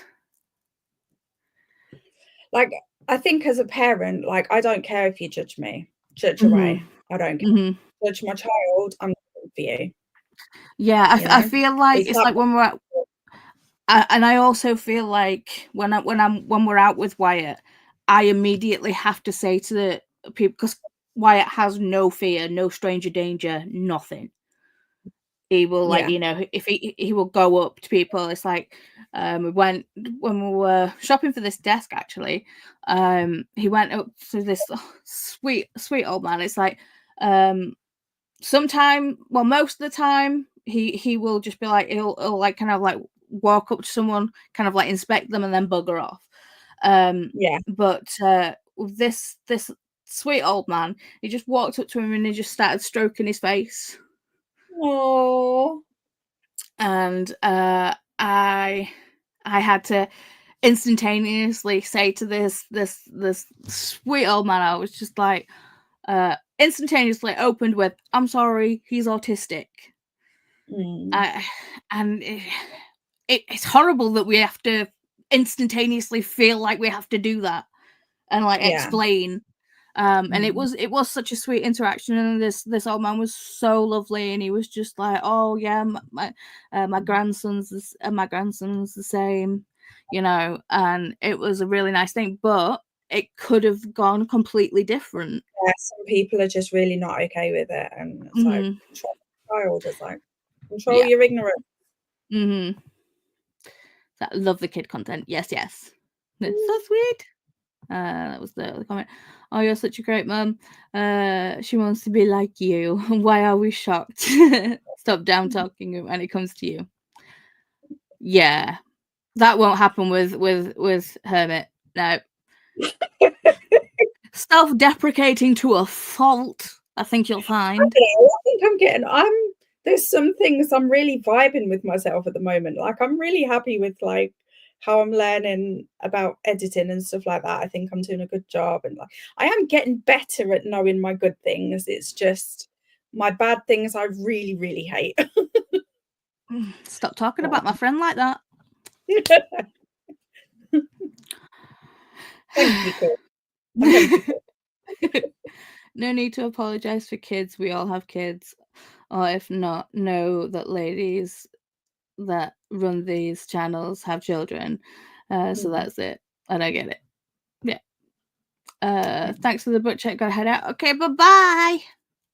Nice to see you. Thank you for coming. Hello. In Italy, it's really difficult to have a diagnosis if you're verbal and good at multitasking. Yeah. Hi, Jean. Cassia. Jean, love.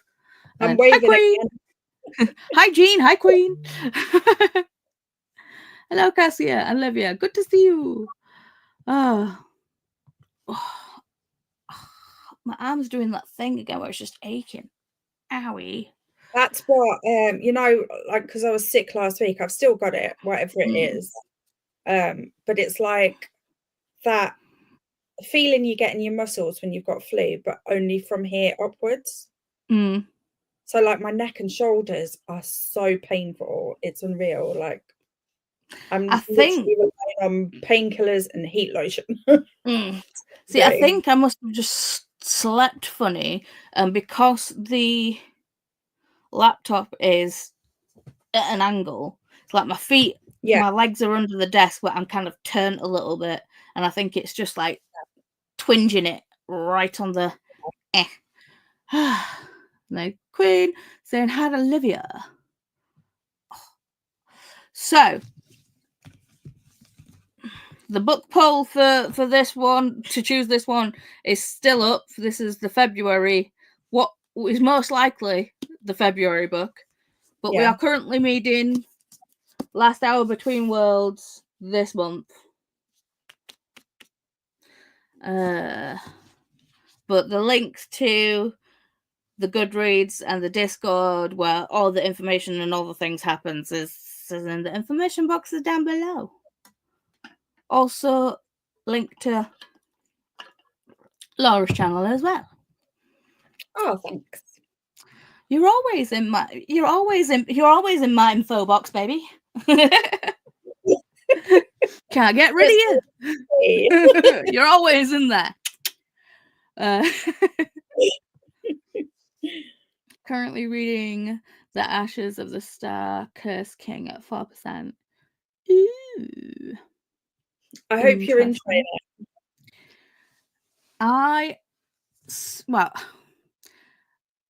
Like when I was reading The Starless Sea and it was getting a bit crappy, it was losing me a little bit into the middle, I started Phantasma.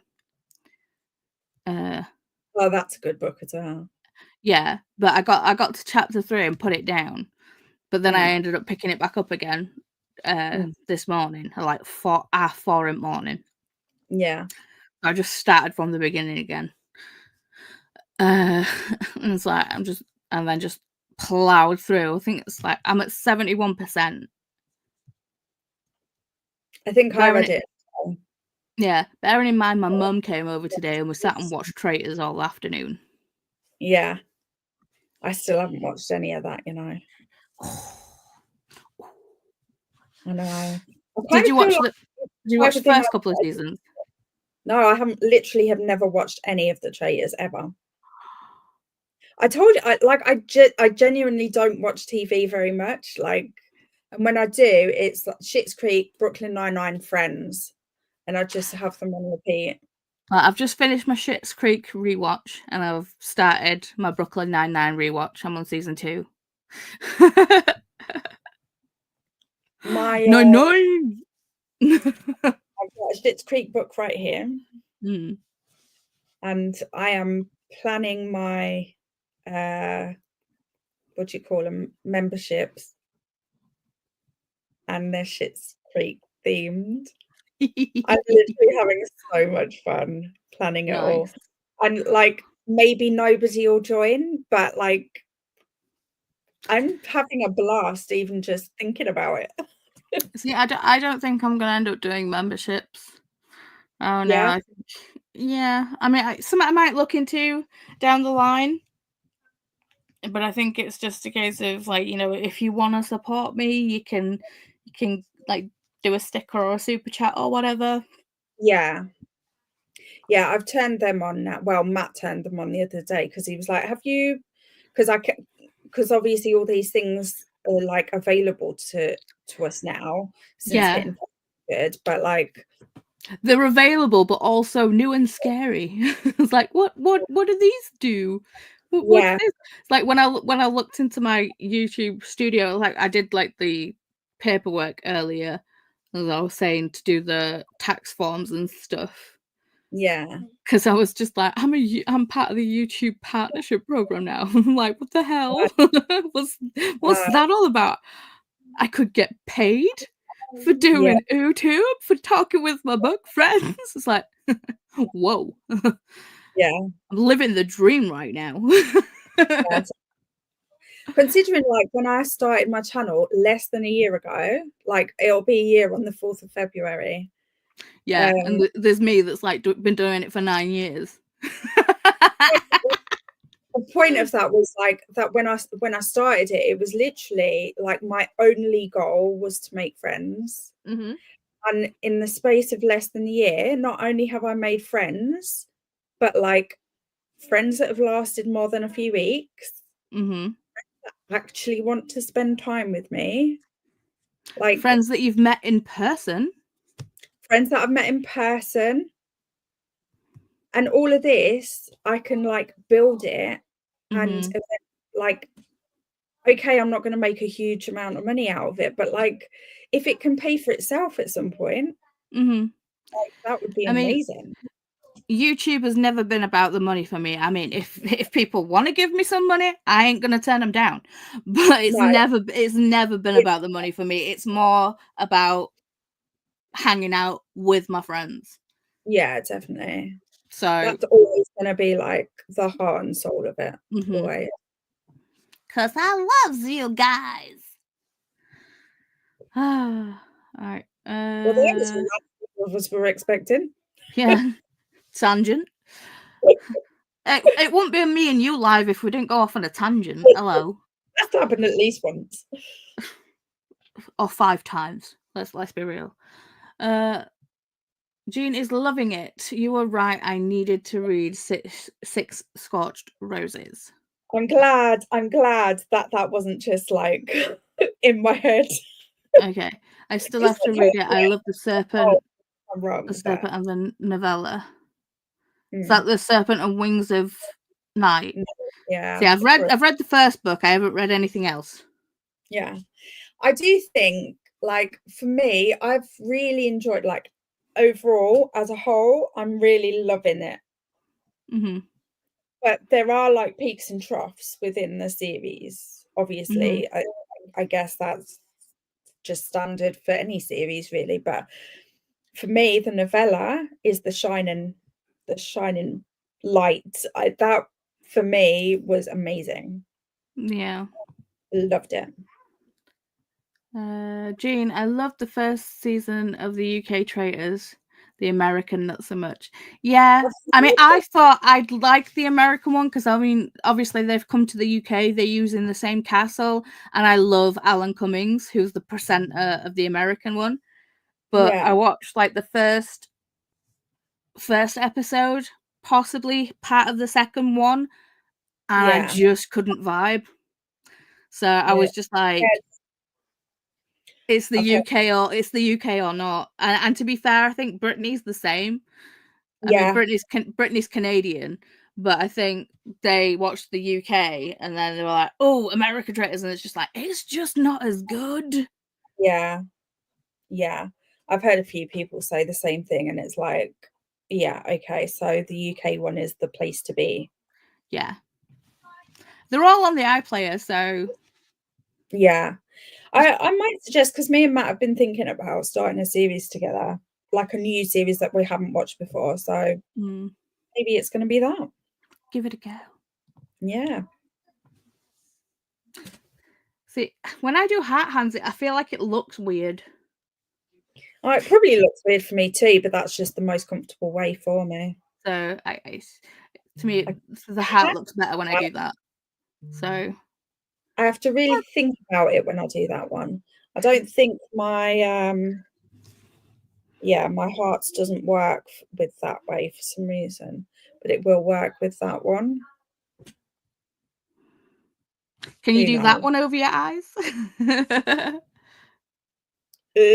Maybe. No. Ugh, no. Discriminatory. How rude. Yep.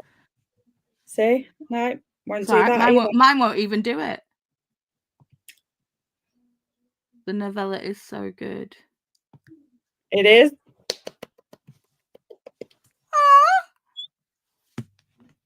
Gonna make me cry. I saw that come in and I was like, hurry up and get to that comment. Sorry, I'm actually tearing up. That's fucking nuts. That's so sweet. Thank you.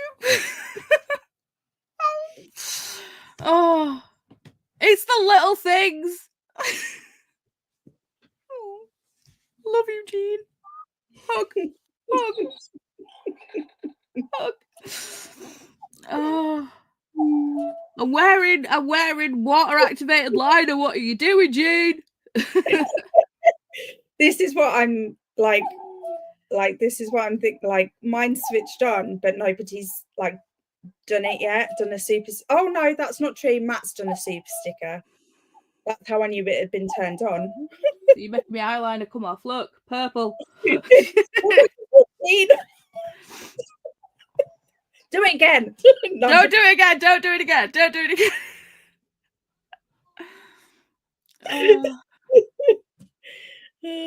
Who's it going to be next? I'll go on. I haven't got any money, but oh my god. I love you, Jean. I love this. I love this community. You guys got me through the Christmas season. Mm. I'm not sure, especially the gaming sessions. Yeah, even though we had the I still need to edit that. I'm working on it. I don't. You don't? What? Don't think people know it's available. Yeah, I think probably most people don't notice it because it's just like one little button, isn't it, next to the comment thing. But it feels really awkward to like say, oh, you can if you want to. Do you know what I mean? Yeah. Eyeliner's coming off. Oh, Jean. All right, it's just helping you because like it's bedtime soon, so like you have just, less makeup to remove. Yeah, I just need to use less cleanser. That's all. It's fine. It's fine. No. Love you. So, it's what like, are you gonna do with it? Huh? What are you gonna do with it? I don't know. It's like I did. What? I didn't. You didn't what? So that I don't. Yeah. Okay. Didn't notice that you said it. Yeah. So, Jean, tell us, do we tell people, do we like mention it? Or I don't know. See, I feel like I mean, know. I never would. I'll never expect anything. No. It's like people have said, like, you know, like before, like, you know, we got to the YouTube partnership program. So it's like I made a Ko-fi, you know, that whole, like, you know, buy me a coffee. Yeah. But obviously I don't drink coffee, so I'm like, buy me a brew. And it's like people ask me about it, and so it's like I made one, and no one's like, you know, donated or whatever. Yeah, that's completely fine. I would just like, I never ask. It's there if you wanna, but yeah. But it's like I felt weird having to say, like, you know, well, people have asked me, so I've made one. The link's in there and whatever else. I don't know. I mean, probably any money that I would get from YouTube is probably going to go into like buying Jackbox games. To be fair, because I think that people really enjoy playing them. So yeah, I would use it to keep doing this, basically. Pretty much, yeah. Yeah. Hugs, how many pounds does that translate to? You guys are so cute. I don't know. It shows Canadian for me too. Oh, what's that, Canadian? CA, yeah. Oh, yeah. Where'd it go? I can't see it now. Can you not? Just scroll up. Oh, you know, you could. Yeah, it is CA for me too. I thought I genuinely read that differently, but. Oh, that's weird. You know, sorry, I'm just looking at it on YouTube now, because obviously I was looking at it through StreamYard before. You can set a goal. Yeah. I think that's if you're using it for fundraising. But if I set it to 1 super chat, what will happen if I do that? Because then we've reached it. Yeah. I don't know if you could do that after the fact. I don't think I'm actually gonna set, but you can set a goal for like chats. You can choose colors for like higher stuff, set a timer, and how you'll celebrate. Ooh. Interesting. So we're at 57 pence per Canadian dollar at the moment. Yeah, so let's see, $5 Canadian is £2.84. I've worked it out as £2.85, but then YouTube will take its cut as well. Mm-hmm. Whatever that is, I don't know what their cut is, but yeah. So it's all good. I like how TL Yarncrafts talks about it. I'm subscribed to her.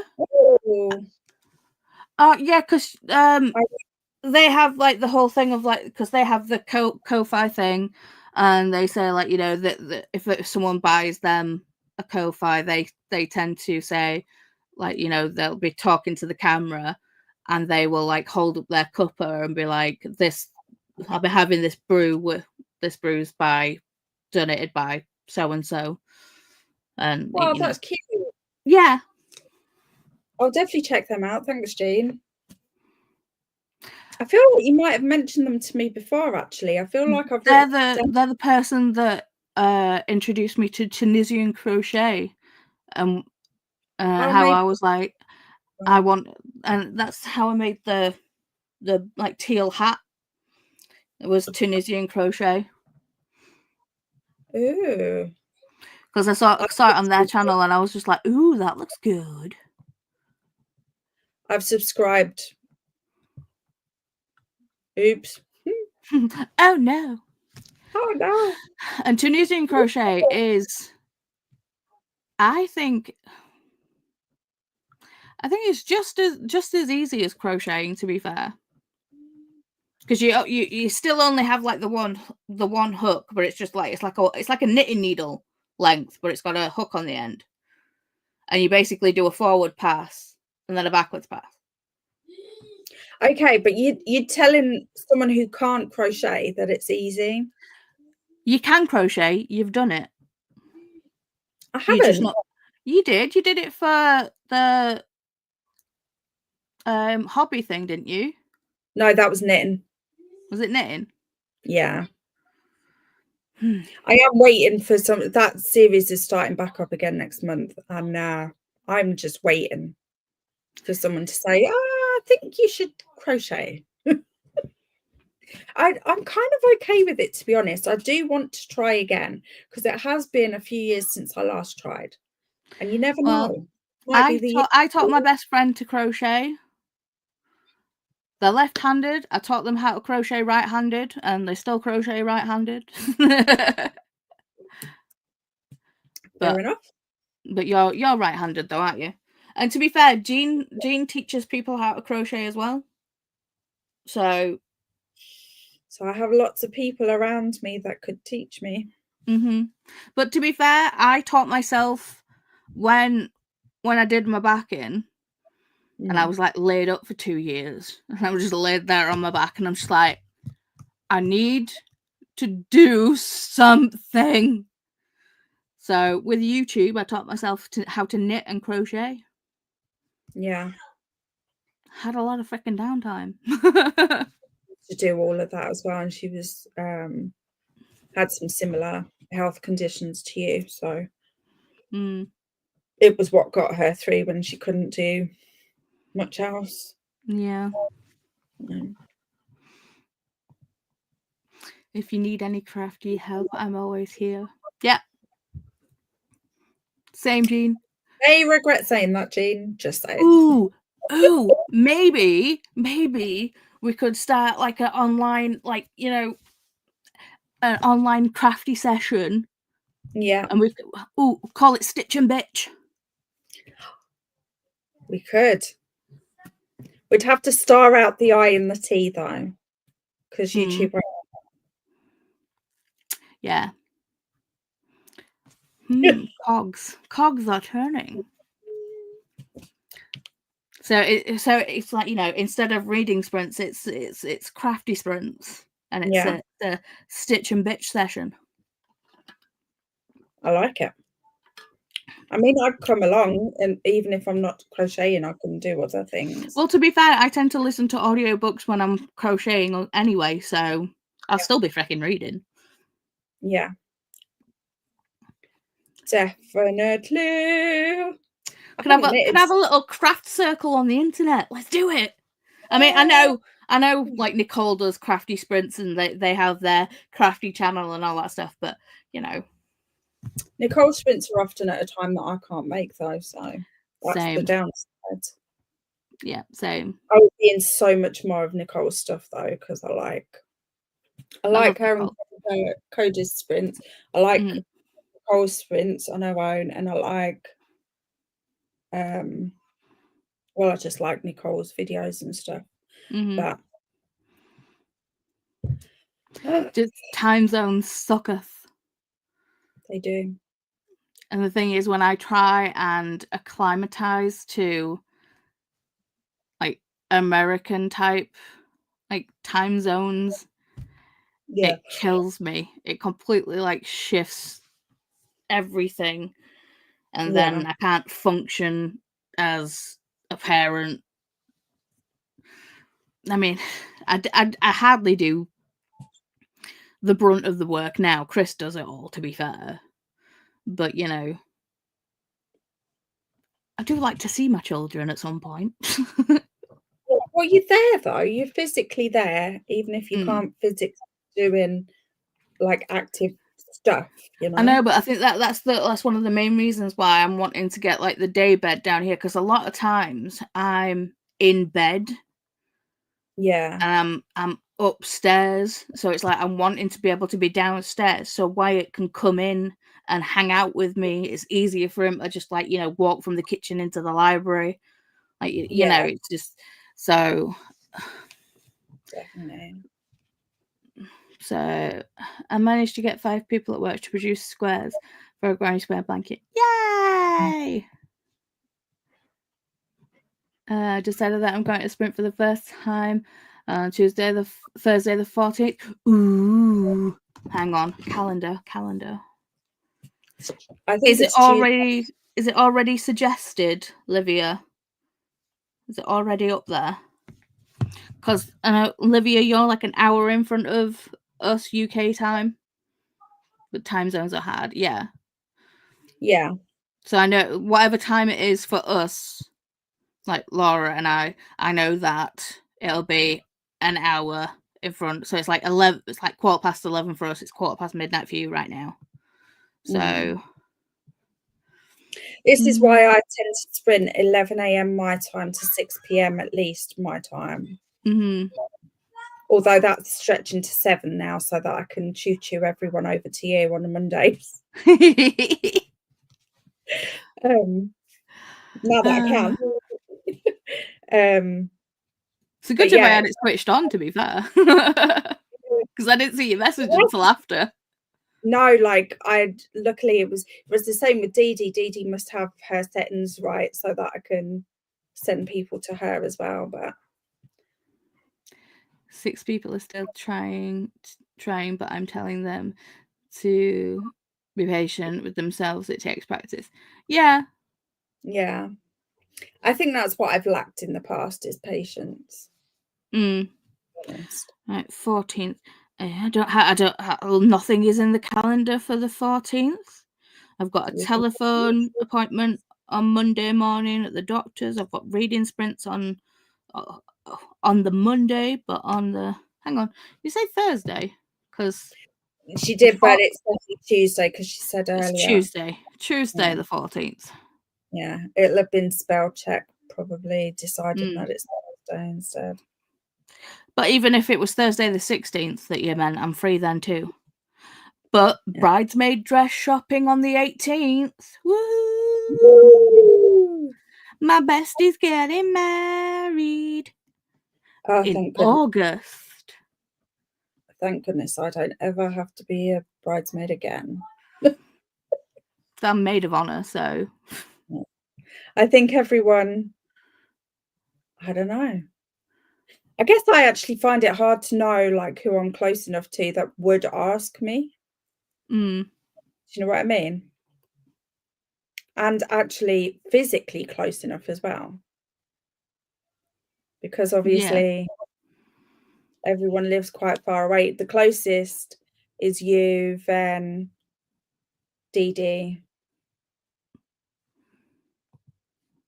Ben's already said he's never getting married again. Hmm. Are you and Chris already married, or just No, it's just a long-term engagement. okay? So you two could we could, but at this point, because like when he engaged and I had like the idea of hang on.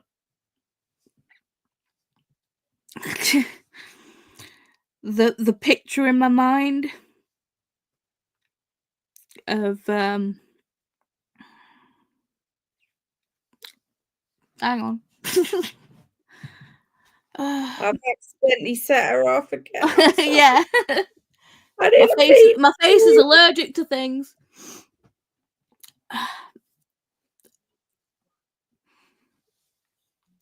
Basically, my dad's passed since that all happened, so the idea of getting married without him.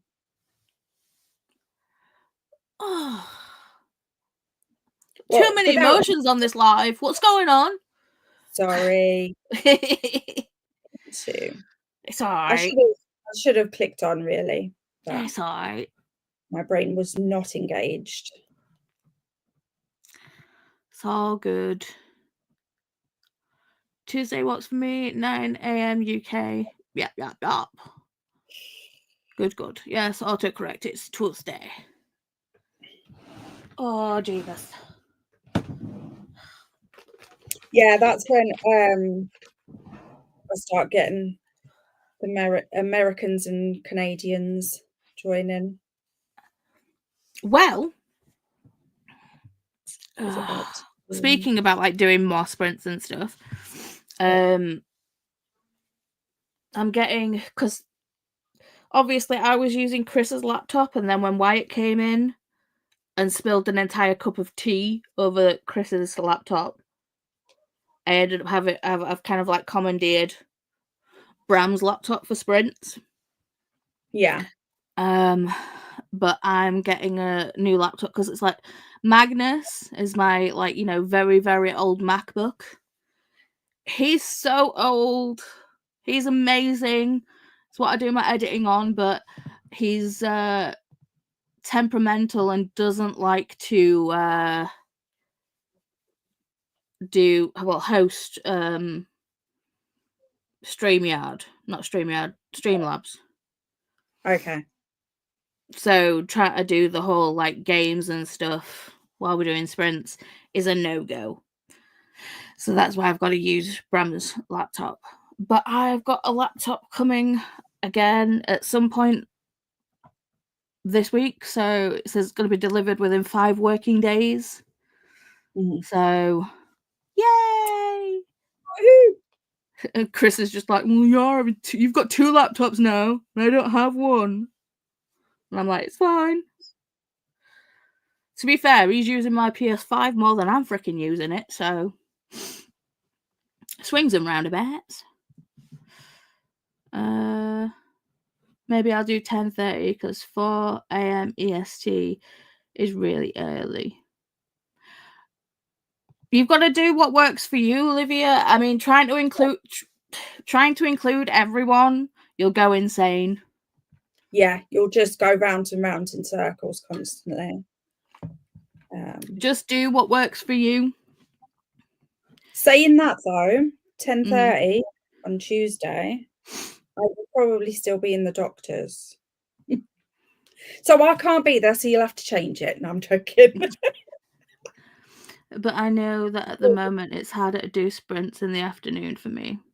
Okay. Oh, hello, Jodie. Olivia, I'd honestly do the time that works for you because you won't get a fit for everyone. Very true. Very true. I think that's the amount of people, especially on your first one, that will still turn up even though it's not ideal for them, just because they will support you. Yeah. And I mean, there's times when my bladder wakes me up at stupid o'clock, or Wyatt wakes me up at stupid o'clock, and I'm like, is Nicole sprinting? Yes. And I'll just pop in and be like, hello. So you just got to do what works for you. Yeah, definitely. It's got to be.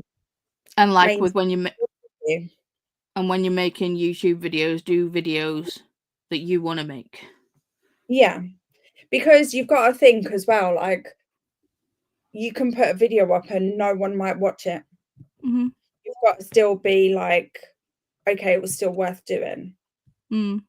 So that motivation needs to come from somewhere else, not necessarily from other people. Yeah. Necessarily being there. Says me who started Booktube to make friends, but I need people to actually actively engage with me in order for that to happen. So I guess that, you know, it doesn't make it's difficult because I feel like, you know, we've it's strange because with us doing lives, it's like we've cultivated like our own little corners of the internet, and we kind of like have our core group of people that will, like, you know, pretty much always come to our sprints, like, you know. Yeah. But we are collectively friends with so many booktubers, and Yeah. people put out so much content that we all fall behind. And it's like, Yeah. we feel bad about it, but it's just like, it's just the nature of the beast, because we are trying to watch and support everyone. Getting bigger and bigger, and that's Mm-hmm. a good thing, because it means that there's a place for everybody. Yeah. But yeah, it has its own traps and pitfalls that we all fall into. I need everyone else to like remind us it's okay. We don't have to watch every single video. We don't have to be at every single set of sprints. It's like a lot of times I'll join sprints, but I'll just be lurking. A lot of times I'll join sprints, but I'll be lurking. I won't say anything. I'll just pop in and like, and just like, you know, have people on in the background while I'm doing shit. Hi Jody, yes, I love knowing people from around the world, but it's impossible to have everyone. Very true. So true. I was gonna say there has been times I've been in sprints at silly times because I've woken up with cramps to put a sprint on while you wait for the movies. Yeah. And you're not necessarily going to say anything in them situations, because you're kind of dipping in and out in a situation. You don't know how long you're going to be there for, so you don't necessarily want to start a conversation with people, but you still want to be there and supporting each other and company for big. Normally, if like Wyatt wakes me up in the morning, it's like I'll put sprints on, but I won't engage because obviously I'm dealing with a Wyatt. But there was that time where I woke up with like acid reflux, and I was just like, well, I'm awake and I'm not going to sleep anytime soon. So I was just like, and I'm just gonna sit and chat with Dakota for hours. Yeah. I think like with my sprints, for instance, like most of the time I'm getting pretty good at like keeping a good flow of like amount of time that we're talking to sprinting time. But then there are times that we're talking more than others, and that's not going to suit everybody, and people are going to drop off and maybe come back later, or what. It's like ebbs and flows, isn't it? Like people are going to be there. It's not necessarily anything against you in the moment either. And it's like, even with like my sprints, how we kind of do we sprint and then we play some trivia. We sprint and then we play some trivia. Not everyone likes the trivia. I mean, a lot of people do, but people are just like, do. The people that like it really like it. But you know, some people use it as like, you know, another sprint because they know it's going to be about a half hour, unless like the game crashes. But you know, so my friend Liz does, just because she feels like it sprints, she does and announces on Instagram on her community tab on YouTube. See, I often forget to let people know that I'm actually sprinting, and just rely on YouTube letting people know, which as we know, is not always reliable. See, I tried to put it in my Discord and at least like 2 other people's Discords where they say like share your content or live sprints. It's like, so it's like I'll kind of I'll do it in like Host for Pros and probably Brittany's as well. But there's so many people that are just like share your content, and I just feel like if I'm doing it to every Discord that I'm a member of, it'll be too much. Yeah. So I'm just like, I'll put it in mine and 2 others, and that'll be good. I either do, huh? I either do all of them or I don't do any of them. Same when I'm not sleeping or when I wake up early, I'm on sprints. I'm usually not because of the time zones. She's always surprised with how many people show up. Yeah. To be fair, I'm always surprised when people show up. Yeah. I'm just like, and people are here. Yeah. I don't know if I'm still surprised. I think I have got to a point where I know certain people have gotten, because I'm sprinting every Monday and every Thursday. Obviously, the people that works for their schedules or whatever, like I'm getting used to seeing certain people all of the time, if that makes sense. But Yeah. I'm not like expectant of it either. Like, I don't know. It's like I still get nervous for sprints, right? That, you know, that couple of minutes before I go live, I'm like, oh no. But then as soon as I see familiar faces, like my shoulders go down and I'm like, oh, it's okay. Like, I don't know. I just really appreciate it, I guess, and just enjoy it. I try to say like in the moment with it, which is probably why sometimes I don't get my timing very good, because I'll be so caught up in the conversation that I'll forget that actually the timing is up to me. Like no one else is in charge of that. Like that's me. Yeah. So I don't know.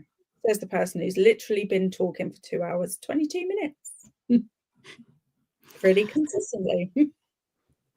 Well, we do a lot of talking in the we can gab. We can. Hang on. I'm trying to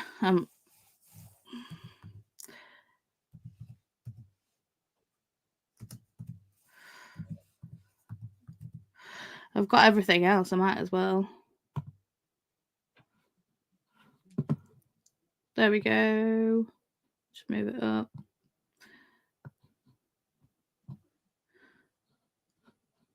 Where'd that go? Asked and answered. I did it just now. As if by magic. Ta-da-da! I do need to go and change the emoji at the front, but I'll sort it. I find most of my sprints through Discord posts. Yeah, but true. I mean, I love the Booktube community, but it's crazy how big it is. Yeah. And I mean, it's like me and you, we're the tiny little fishies in a humongous sea. Yeah. But also, I think like it's like crazy how big a community it feels because there's a lot of people here. But yeah, if you look at like the communities on YouTube, Booktube is actually one of the smaller ones. And that to me makes like literally makes my head explode. Yeah. It feels like BookTok is bigger than Booktube, and it's just like Booktube was here first, Yeah. It's been here longer. After TikTok doesn't And exist anymore. and to be fair, people, well, you saw the controversy about the whole people like on the books, some BookTok girlies not actually reading. Not actually reading, yeah. There's too many words. Oh my god. How can you be annoyed that there's words in a book? Look,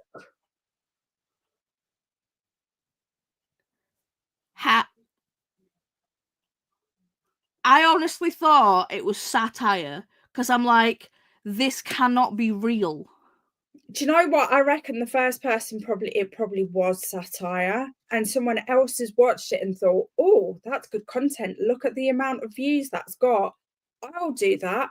I'll get mad about it, but actually is mad. Mm. You know, it's like, yeah, there's too much like baiting on TikTok. I mean, I still will go on TikTok occasionally, and it's like I'll still like watch like BookTokers because like there's a couple of BookTokers that I follow. I follow them on Instagram as well, and it's just yeah, like whether I see them on BookTok or TikTok or Instagram, it's 6 of one and half a dozen of the other. Half of the time when I go on Instagram or I go on TikTok, I'm generally there just to find funny fucking reels to send to other people. yeah. So we know because so that's my love language. Stay alive and be awake. If there's reels coming into your inbox from Paula, we know that she's awake. Yes. Sending reels is my love language, although I've not been doing it as much so lately. I've been like noticed, and a couple of times I thought, I'm just gonna message her to make sure. Are you okay?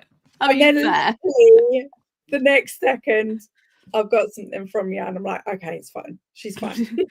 They're still alive, it's fine. Yeah. I find a lot of sprints via Instagram, but Nicole says I'm the exception. Yes, you are, Jane. Yeah, I've never heard that before, so you're the exception to the rule. Very often. That's interesting. I might start asking people, how did you find me? I tend to put a countdown. I put a countdown on my stories. If I remember to. Yeah. I was really good at putting on my stories that I was either going to go live or was live. Mm-hmm.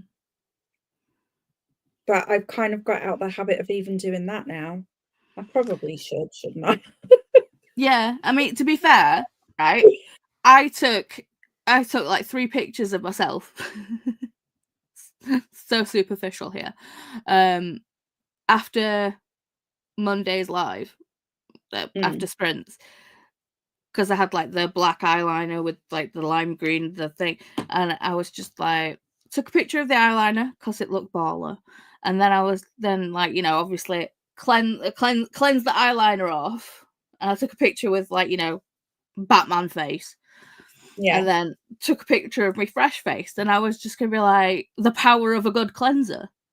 Have I posted those pictures? Have I yet? I suck at social media. I really do. I am so bad at social media. That's why it's on my vision board that is spelt wrong. Look how I spelt vision board. I'm dyslexic. It looks fine to me. Oh, okay, board, right? Yeah, fair. Yeah, the A and that were the wrong way around. Mm-hmm.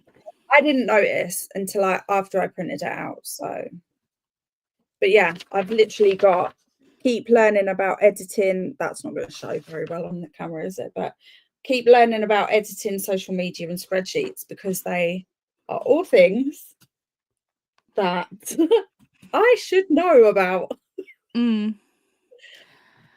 Well, it's like it's like planning on doing videos. It's like I've got a couple of like clips of like me trying to like clean up this room, like put some like stray books in boxes. And obviously I want to film like reorganizing this entire library, putting up the daybed, doing all the things. But having a chronic illness where I do like something, and then my body just kind of goes, no. And then you can't carry it on for an unknown amount of time. It's like I did the impromptu sprints on Sunday because I wanted to get shit done. Pretty much did me back in then. Then Monday, I was doing my normal sprints, but I was really suffering. So then basically Tuesday, Wednesday, Yeah. I was in a coma because my body just went, you are no longer functioning. Yeah. You are, and you're down. And that was it. Yeah. With mine, I tend to like, I used to be like knocked out by it, Mm-hmm. but since coming off medication, I was telling you a bit earlier, weren't I? But I'm now like physically I'm knocked out, but Mm-hmm. mentally I'm wide awake. Yeah. And it's just like so a different set of challenges. Yeah. I think it's hard when my body craps out and I'm just like, I'm laid there and it's like, I say the spirit is willing, the body is not. Yeah. Because it's And like, that's really difficult to manage mentally as well, because like you just want to do stuff and you just can't, like there's no way around it, like and then it's a case of it's like I want to say to Chris, I'm like, can you like, you know, box up a bookshelf for me? But it's just like, well, when Chris has got downtime, he wants to do what he wants to do. I can't be like, do this thing for me. Yeah, they're already doing so much, and it's like you don't want to ask them to do yet another thing. Like you can technically put off, even though putting it off means that it's just going to take so much longer to achieve the things that you want to achieve. Yeah. It is So yeah, I tried to get them all. It's impossible. And now my YouTube is all booktube or reaction videos. I keep being shown to my new booktubers. Yep. Yeah. Honestly, I think I was just trying to get content and wasn't real.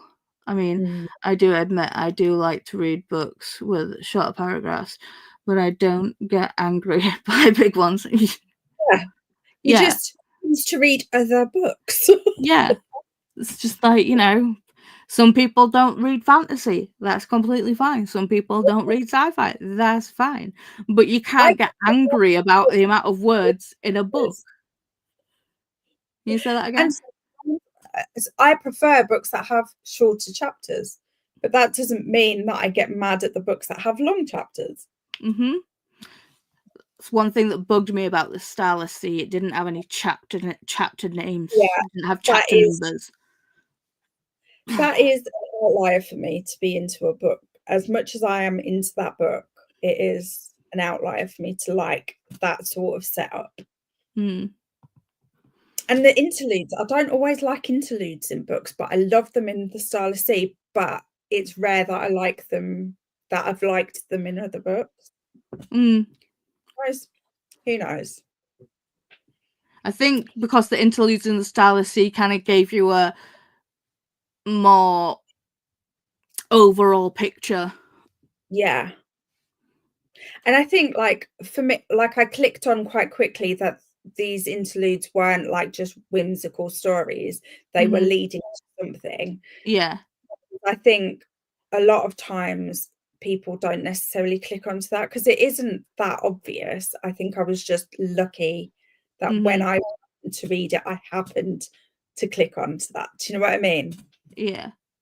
I mean, it took me a while to be like, oh, no, this is important. Yeah. This is why I say don't expect to know what's happening in the first half. Like it does come together, but it takes time. And like I was saying on sprints on Monday, it's like it's a really difficult book to talk about without spoilers. Yeah, it is. Anyway, so Cassie says, social media is like a conveyor belt that never stops. Getting on isn't always what I want to do. True. Yeah. Oh no! It is what it is. Hello, Jen! Making nachos for dinner. Ooh. Nachos. I wanted to... Right for me, so maybe I could have nachos. Probably shouldn't.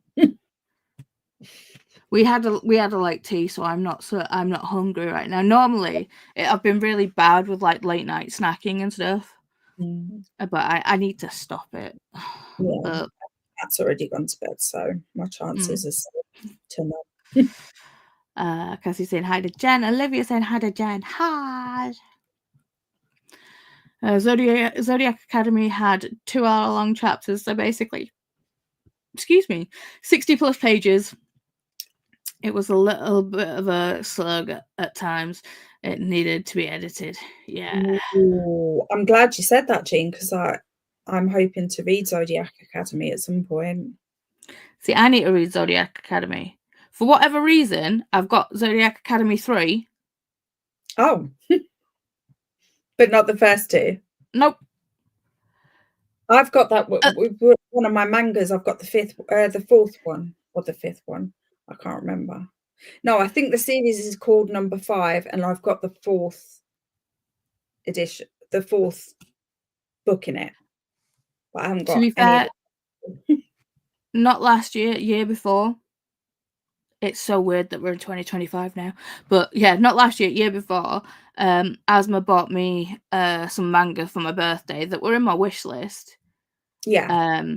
But me being the absolute, like, you know, brain trust that I am, put in book 3 and 4. I put in I'd not got the first 2. So obviously Asma's gone and bought me these mangas thinking that I've got the first couple of books. Yeah. I don't. I just put the wrong one on my wish list. It happens. Because I'm just, you know. Not very clearly labelled either. I mean, I've got no excuse with my one because it literally has the number emblazoned on the front, but they're not always. Like when Matt picked a book from the library for me, I was like, "Oh, well done! You picked the first one in the series." He was like, "I did not know I did that." Yeah, I was like, you did. Luckily. I mean, it's like last year, I was like, I need to read more manga. And to be fair, I did read more manga last year than I have done in previous years. Still, only a tiny minuscule amount of manga. But I do have mangas, and Asma even gifted me some mangas. Have I read them yet? No. So I'm going to try and get to those this year, especially the ones that were gifted to me. Because they were from their own private collection, and Asma still has the tabs in from when they read it. So I'm wanting to kind of do that, read that. Oh, also I had the whole idea for like a traveling book club, where like each of it, like, you know, whoever's in said book club was like, we'll buy the book, we'll read the book, we'll annotate it. Yeah. And then I'd like post it to you, and then you'd also read the things and annotate it, and whoever else, and we could send the book all the way around the world. Yeah, let's do it. The Sisterhood of the Traveling Book. Yes, let's call it that. Nice. Now. Plans. We have so many plans. Change that, actually. The siblinghood. You know, just to include all genders. Sorry. That's fine. Just awkward. Oh, the siblinghood works. Because, I mean, you know, we're like, there's people who are not of the sisterly persuasion. Yeah. So, yeah. Works for me. I started late night snacking too. It's a thing. Yep. Oh my gosh. I'll be honest, I didn't like the Zodiac Academy, read the first one and then stopped. I just finished book 8 and gave it 2.5 to 3, debating about reading 8.5, but it's a duplicate of the events that happened in book 8. Oh.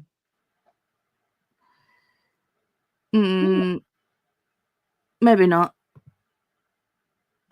Book 9 is the last one, thank God. Oh dear, maybe I don't want to read this series. I can just read it at the end. I don't annotate myself, but I love reading them when I find them. Yeah. Well, the thing is, I don't tend to annotate, so it'll be a challenge for me as well. I tend to sit and take notes. Yeah. So I think, because I've never annotated a book, like written in the book. I've put tabs, but then I've not liked it. So I think annotating a book would be an interesting challenge for me because I've never done it before. Oh, see, I love it. And you know what? I don't normally, sorry if I freak you all out with this, but I don't normally annotate special editions. But I may have accidentally started annotate. I haven't tabbed it yet, but I have like, let me find a page. Oh God, I'm not going to be able to find anything now, am I? But I have started highlighting in it, but it's a special there with pen. Sorry, but it is it's your book. You can do what you want with it. I just love it, and I'm never going to give it to anyone else. Well, there no you one go. else. I'm going to have to pry it out of my cold dead hands. You know? I'm going to be buried with it like a Viking funeral. Yeah. To be fair, this is my plan. All of my books are coming with me. So I just watched a TikTok where they did that, and it was so cool. 6 people, 6 books, and sent it on a certain order, and then sent them back to the original person. Cool to see everyone's annotating. Yeah. Yeah, like I feel like whoever People drew pictures, made random notes, replied to each other. It was really cool to see. Oh, I love it. We're gonna have to do it. Yeah. We've got to do it now. Absolutely. I think even if the book ends up being a dud, because of this different experience that you're having, you're still going to enjoy it. Like you might enjoy the book itself, but you'll enjoy seeing the note annotations and like interacting with it in that different way, you know? Right. Hang on. I'm going to make another Discord channel. And so it begins. You think I'm joking? It's happening. Right. So, the siblinghood. Oh my God. I feel like an influencer right now. Well, it makes more sense than the sisterhood, because I mean, yes, a lot of us are female or female facing, but we're not all females. No. And you know, there's also men in this community, Yeah. so you know, to be inclusive to all, the siblinghood of the traveling book, the traveling books, plural. I'm gonna make Let's you do some this. merch. You are? I'm gonna make you some merch. Let's do it. Right, siblinghood. How is it spelled? SIBLINGHOOD.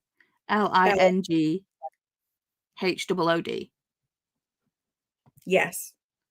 Okay. Yes, that's how I'd spell it. Okay. I can go in and edit if it's wrong. It's fine. Right. So there we go. The siblinghood of the traveling books. Let's go. Sorry, I've just seen Jen's comment. Hang on. I'm coming. Alright. That don't freak me out. It's your book. Do what you want. Well, exactly. It's your book. No, but there is someone that I know that calls people monsters for this. See, it's right. So when I buy an doing it yourself, but I feel a bit judged. Okay. If I buy a new book or have a new book, I try and keep it in as good as condition as possible, because I don't know whether I'm gonna unhaul it or what, and it's like I want the book to be nice for the next person if I end up unhauling it or whatever. Yeah, if I think I'm gonna buy a book, but if I buy a book that's secondhand and the pages are yellowed or people have dog-eared it, and I'm just like, that's fine. it adds to the love for it. Exactly. Olivia, I've never annotated a book, but I want to start. I've had a couple of books that I wanted to annotate this month. See? Let's go. Yeah. Let's do this. Olivia, I love this idea. I've got an annotation video on my channel if you want to. Look at If me us with in the the US can participate, count me in. Yes, yes, yes, yes. I just got here, but count me in. Awesome. I mean, the next person from the UK or whatever, when it gets to a point where it's got to travel where they may have to pay extra shipping, you know, we might have to collectively send it over. Yeah.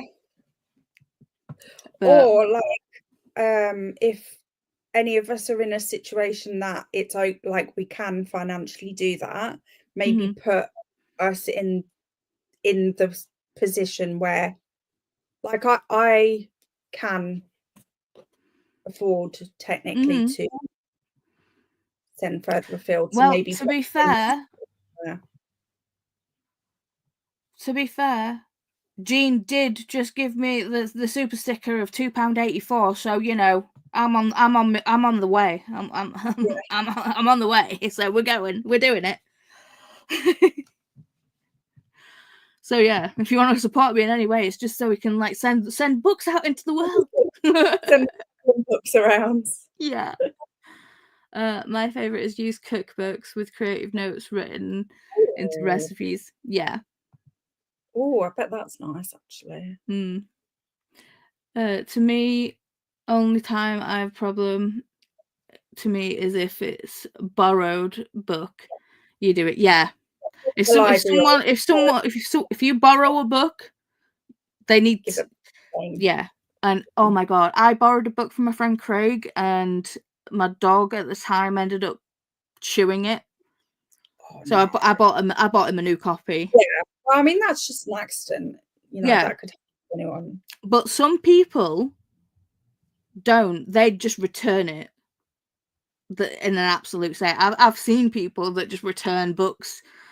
It's like they've spilt food on it, they've dog-eared the pages, they've done all the things. It's just like, this is a borrowed book. No. What's wrong with these people? I replaced my Nigella Bites twice.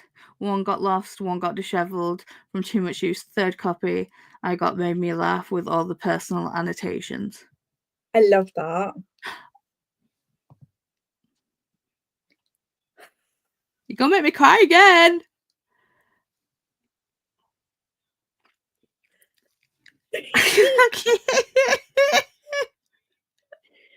I'm gonna have no eyeliner left.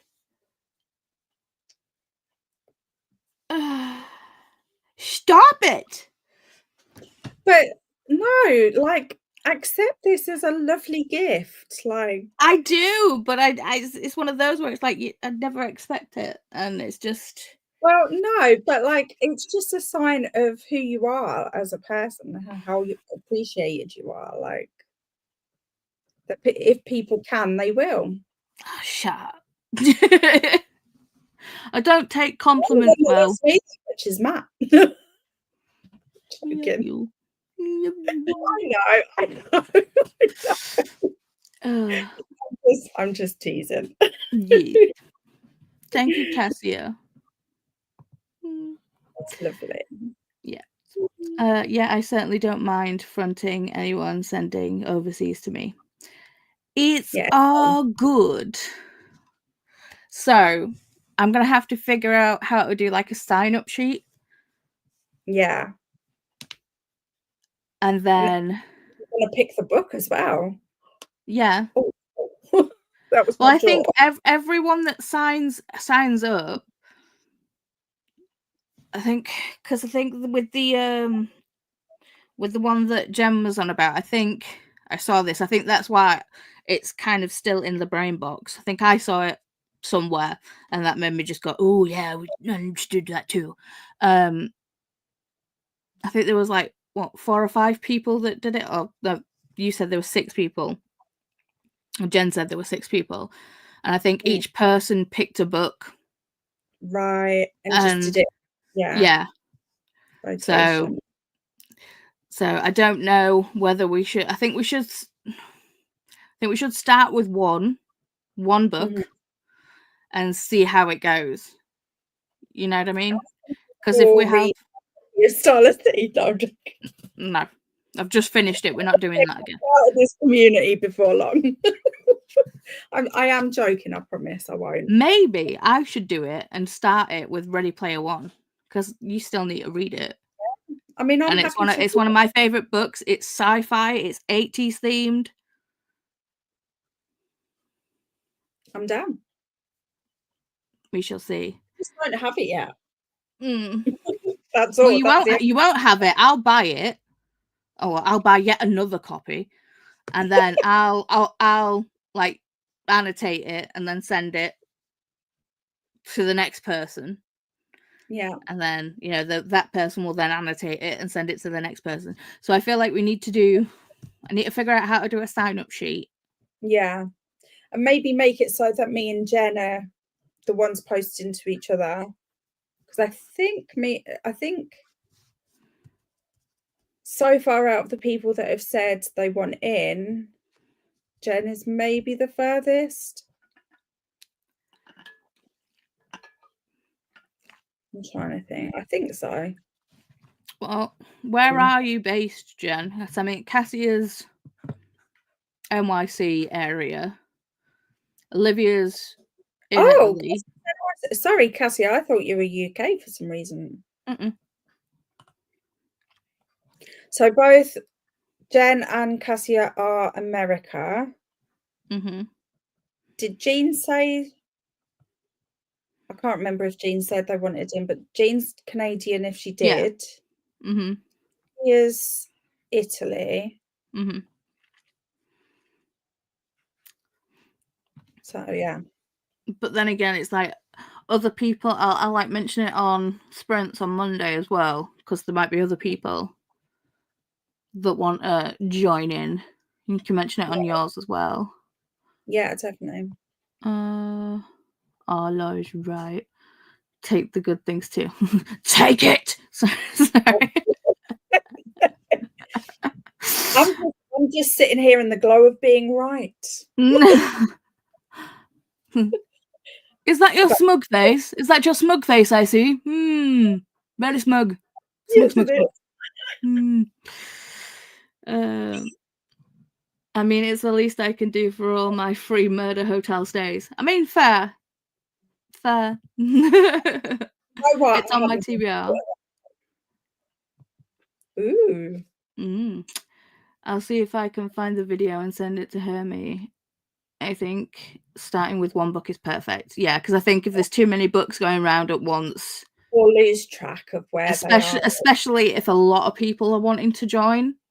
Yeah, and if like one of us ends up with 2 books or 3 books at one time, and it's like, what? Yeah, people could get overwhelmed. It could easily get confusing. Ready Player One is Chef's Kiss. Yes, it is. Have you read it, Jen? I'm assuming yes. I have Ready Player One in my bookshop. If you don't want to have to buy it, I can start it off where it makes the most sense. Maybe Paula can be the last. Yeah.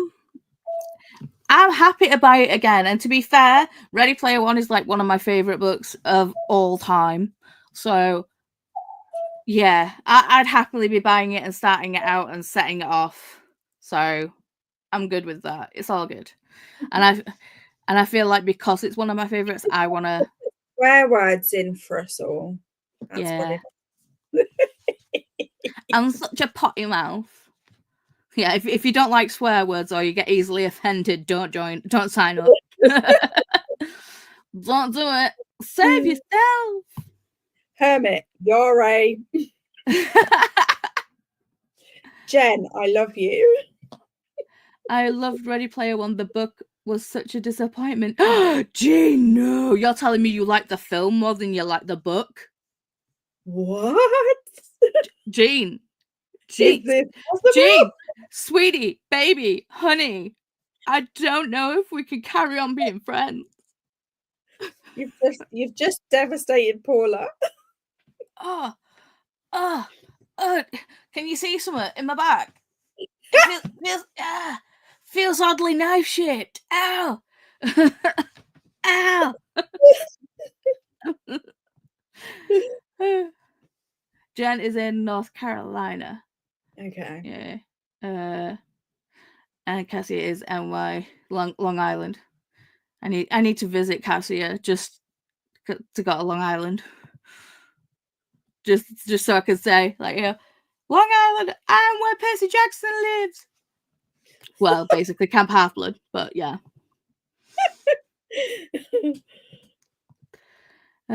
We can adjust to your time. Maybe max 6 or 10 stops. Yeah. Yeah, it can take quite a while because obviously everyone's different reading speeds, and then there's different amounts of times it will take to be delivered to the place. And yeah, each person has color codes too, so they know who's who. Yeah. So they kind of like put, like, you know, they have they each choose a pen and like color codes. So obviously my pen will be green. No, it's my favorite color. It's my favorite color. It's my favorite color, and I'm writing first. This is why you wanted to be first, so you could get dibs on green. I should have known. I should have known. Okay, I'll have black like my heart. What about teal? I don't. Could you cope with I teal? do have a I could. Could you cope with teal and teal tabs? Blue. Yeah. I could do blue. That's fine. I'll have any other color. I'll even have yellow. Actually, I like all of all the book was amazing. That's not what you wrote earlier, Jean. That's not what you wrote earlier. Hang on, let me just bring it back up. Right, so you said the book was amazing, but in this comment, I love Ready Player One. The book was such a disappointment. Jean, did you mean the movie was such a disappointment? Because the movie sucked ass. Compared to the book, the movie sucked. They did it dirty. They did the book so dirty. Okay, here we go. So I meant to say the film was such a disappointment, multitasking too much. Fair. There are many shades of green. Very true. True. Hermit just sent you the video to you. Yes. Thank you, love. Thank you. If you could send the video to me so I could possibly put it in, like, or you could actually put it in the thing. Will do. Oh, it's a TikTok. I can't see TikToks.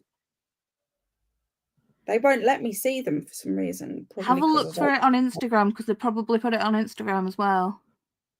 Okay. Livia's favorite color is purple. Okay, so Livia's purple. Where are you? Okay, there you are. I'm here. Hello. Hi. I was trying to find you on Instagram, and I mustn't have messaged you on Instagram recently. I guess because I normally WhatsApp you, don't I? So yeah. And I've not been bombarding you with reels as much because I've, like, you know, been passed out for the past 2 days. Yeah. How dare you? How dare my body shut down from overuse? Yeah, my body's so good to me. It goes, oh, you functioned like a human. here. Be in a coma for 2 days. Yeah. Uh, Just funs. Having chronic illnesses is fun. So fun. Oh.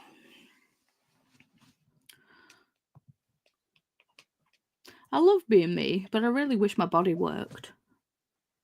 Same. Same. I know, but you're tackling mountains. I can't even think to tackle a mountain. Yeah, it might not happen. I can just try. I couldn't even put in the thought of me trying. If I told my GP, the GP would tell me not to do it. So, but luckily my physio doesn't know I have fibro. Same. Chronic illness is so fun. Hi, Ria. Hey, all, back from the library and got food. Ooh, what'd you get? What'd you get? So we're gonna have Sib's book club, Pleasure Yourself book club, and the siblinghood of the traveling books. I'm going to be making a flipping logo for this. Mate, I'm going to have so much fun on Canva tomorrow when I'm supposed to be doing other things, but I do not care. This is shiny and new. I must do this now, right now. ADHD squirrel. Subway I don't and even have snacks. ADHD, but You hey are. ho. I don't even have ADHD as far as I'm aware. But you've caught it from me. I do still have squirrel brain, probably Yeah. from the fibro though. Yeah. Or dyslexia. I guess you get it with dyslexia too, don't you? Mm. I'm with you on that one. I just want the body of my age and not an 80-year-old. Yep. Mm-hmm. Yeah. I mean, my mind has aged backwards. Same. I have the brain. I have the mind of a 12-year-old boy. I have the mind of a 12-year-old boy, the body of an 80-year-old, and the spirit of an 18-year-old. I don't care anymore. Yeah. I'm saying my body crapped out. I always say that I lived too much in my 20s, and my body just went, and we're done. I didn't even get that far. I don't think I've done like the young years ever. This is going to be so fun. I'm excited. Same. It is. It is. Right. See, I honestly wish I still had this video. So me and my bestie Claire, we'd gone out drinking, and we ended up going to the George pub. It's near. It was. Do you know the bookish type in Leeds, the queer bookshop? The pub is like the George pub is like near there, but they have like a 24-hour license, so they're open constantly. So we'd been out, and then we went to the George, and then we were just drinking and being stupid, and we filmed us. And I wish I still had this video of me and Claire just being drunk and walking through Leeds city centre. I got sciatica, so I'd ended up finding a lost shopping trolley and using a shopping trolley as a crutch. And there's like me being like drunk, and I was just like, we need to get a taxi. I don't know if I can fit my shopping trolley in the taxi. And Claire's like, it won't fit in the taxi, and I'm like, I'll make it fit. Just, random drunken. I really wish I still had this video. I remember watching it back going, Jesus Christ. I was just trying to look for my last. It's a good job that social media wasn't a thing. Yeah. 'Cause, oh my God. I can make bookmarks too. Ooh! Yes! Love it. Oh. So we could we can make sweatshirts. Yeah. We can make sweatshirts. See, this is, you can't really tell what this says. Hang on, let's see. I closed my book to be here. Yes. And it's got books on the sleeves. I feel like I should have got a lighter jumper, but then again, I feel like if I got a lighter colour, Wyatt would have just covered it in ketchup by now. Yeah. So, me too. Okay, so I've got to figure out how to do a sign-up sheet. Yeah. And do all the things. All the plans. And then there's the thing that I messaged you about that we were going to talk about after. We might as well talk about it now, seeing as we've already made plans to do something else. You're like, what did we plan on doing? sorry, I can't remember. Hang on, my brain just went, no.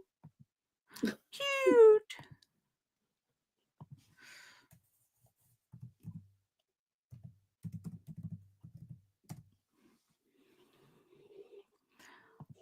So I messaged you about doing, like, reading the Fallen Gods trilogy. Okay. Do you not remember? I genuinely have no recollection of this. What? I messaged you on WhatsApp. You replied and everything. Oh, here it is. Here it is. I mean, I believed you. I just don't have a recollection of it. And I even said, count me in. Exactly. What did I think? What I was counting me in for? Jane is having dinner, poutine, fries, cheesecake, and gravy. Yes. I think right. It's chips, cheese, and gravy, right? But the thing is, I think it's the word curd that puts you off. Yeah, it is. It is. Poutine is delicious. Real poutine is delicious. Is what's in my head. I've never actually had it, so I wouldn't actually know. It's delicious. You should have come. We had a place at Leeds in the Christmas market who did the poutine. Nom, nom, nom, nom, nom, nom. I need to win the lottery so I can quit my job and do this and run my bookshop all day. You all are what get me through my days most of the time. Same. Only I don't have a job. This is me it.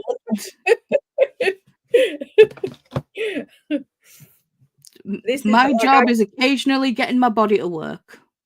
Yeah. I treat this as my job now, in terms of like just trying to get into a routine of getting habits done. Like, it has a to-do list, you know. To put a video out twice a week, to do sprints twice a week, I have to have some level of organization to do that. So in that respect, I treat it like it's my job, but I don't get paid for it. Not yet. Yeah. One day, maybe. See, I love making the lists and having the idea of the structure, but my ADHD will not let me conform to the structure. It's just like, no. This is why I'd be very surprised if I did an ADHD test and they told me I was ADHD. I would be very surprised, because I can do this. I do get distracted and things. I do have distraction issues. But in terms of like anyone that I know that has ADHD, whether it's diagnosed or otherwise, I can see a difference between the way I can work and the way they have to work. Like, it's a different set of challenges, you know? Yeah. And it's even funnier for me with the ADHD and my body. Because it's like I said, the spirit is willing, the mind is willing, the body is not. Yeah. So it's like I can have all these ideas, these great thoughts, these plans, all the things, but making it happen is doubly hard. Yeah. Oh well. If I got all light coloured, it's just you just this is all that it is with me, is I just keep trying different things until something works. It's hard to stay that, yeah. you know. And there Yeah, are times I feel like I've got to. I feel like I need to sprint more, because I feel like I'm engaging with people a lot more. Yeah. When I'm Definitely. sprinting. If I got light colour, I'd be the one covering it in food or coffee. I've ruined so many white tops with coffee. Right. Not a coffee drinker, so I'm good. Delicious. I agree. First time I had it was at BC, Canada. Oh, I love British. Poutine. Yeah. Yes. Hi, Paul. How are you? How's things? We were awake at the same time, Paul. Yeah. Damn. It's 12:15. I know. When did that happen? We've been talking for over 3 hours. 3 hours, yeah. Jeebus. It's because we have a lot to say about the book, though, I feel like, and that's like, so we've still had our Delulu time. Ain't we just? Yeah. Constant Delulu time. Yeah. Hello, Gary. How are you? Not doing sprints. This is a book club talk where we've talked about the book and we've descended into madness. Yeah. So the madness zone. Yep. Welcome.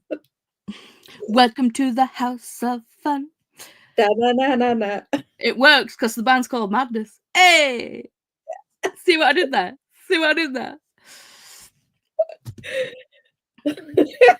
I think only British people will get that. Yeah, maybe. I don't think Madness was a worldwide phenomenon. Let us know if you know who the band Madness is.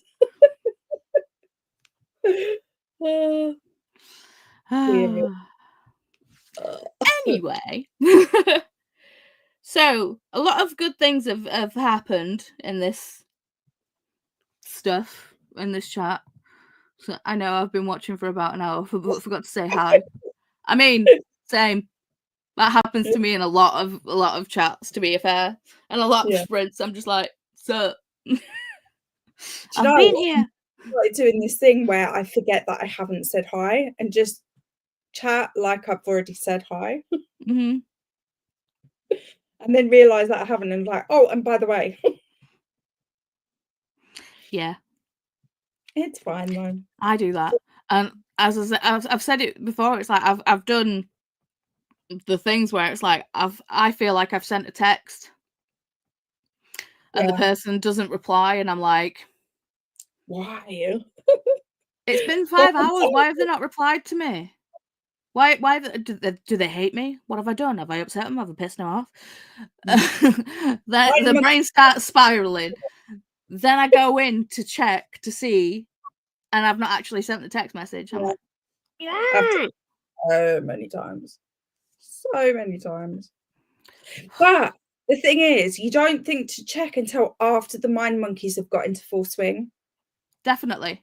Basically been tortured by the mind monkeys for no reason whatsoever. Yep. Gotta love them. Mm-hmm. No. Gotta love some madness. Yay! Absolutely. If you have no idea what we're talking about, Google it. YouTube it. We're all here, so why not? So also, I asked Laura if they would be like willing to kind of like host a book a month read along of the Fallen Gods series, Which I am down for. And then so in February we would read God Killer. In March we would read Sunbringer.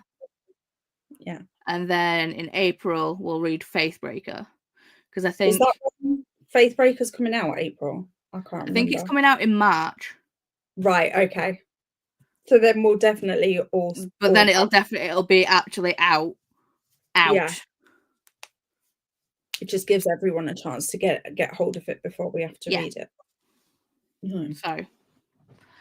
So I'll also put that in the Discord as well, if you're wanting to join in for that.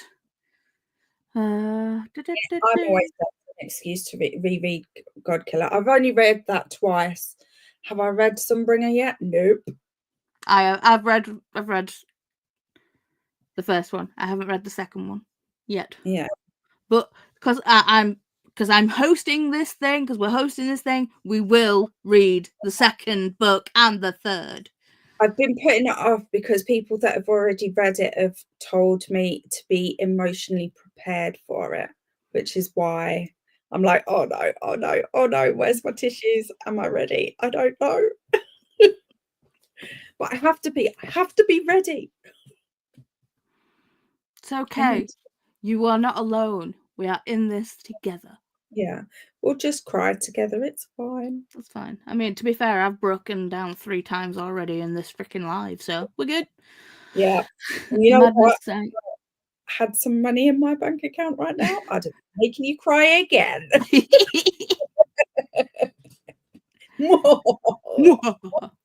Madness sang Our House in the middle of our street. Yes, I did. In the middle of our street. I'm in. Godkiller is on my February TBR. See? It was fate. Da-da-da-da.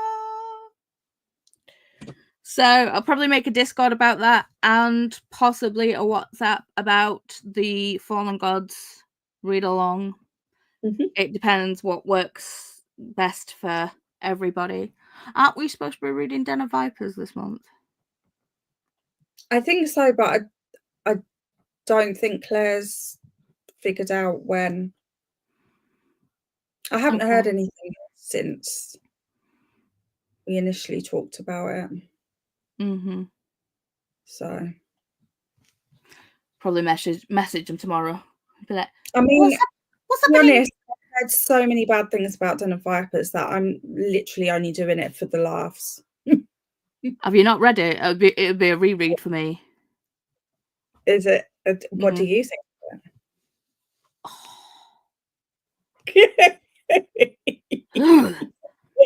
it? Mind bleach is not enough.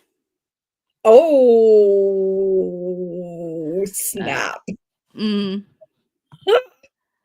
If I have Godkiller, I think it's on my Kindle, or if the library has it, I'm in. Sweet. Nice. What are you holding? Squishmallow. Unicorn Squishmallow. Its eyes are worn out and everything. I call it unicorn cat, but I think it is just a unicorn, and it's very loved. It's very well loved. Yeah, I use it as a book rest. I use it as a self-soothing tool. I think it's actually bells, but it's very rare. Dibs. Yeah. So even though my daybed is not put up yet, I have, well, part of my delivery's already turned up. So come here. So I have Ghost Cushion that has arrived. Love that. Bat Cushion is on its way. Right, 24th to the 29th of January. So Bat Cushion is on its way. I want it so bad. Another Amazon. Did I send you a link? You sent me the link to the headband. I'm on an Amazon ban. Do you not want me to send you the link? No, because I'll cry. Because I'm right there. Look. All right, I just gotta... Don't do it. Okay, I won't. Offers there though. Offers there if you want me to. Also, I got a blanket, 50% off 50 Nice. quid to 50 quid to 25 quid. Perfect. I know. I was completely shocked. Where did you go? Where did you go? Where did you come from, Cotton Eye Joe? Oh, Uh, I love Cotton Eye Joe. It was one hit wonder. Love it. I love a bit of cheesy music, you know? Oh yeah, guilty pleasures are the best. Absolutely.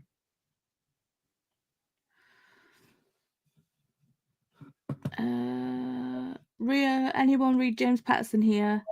Where's the best place to start of his? I've read some. I've read.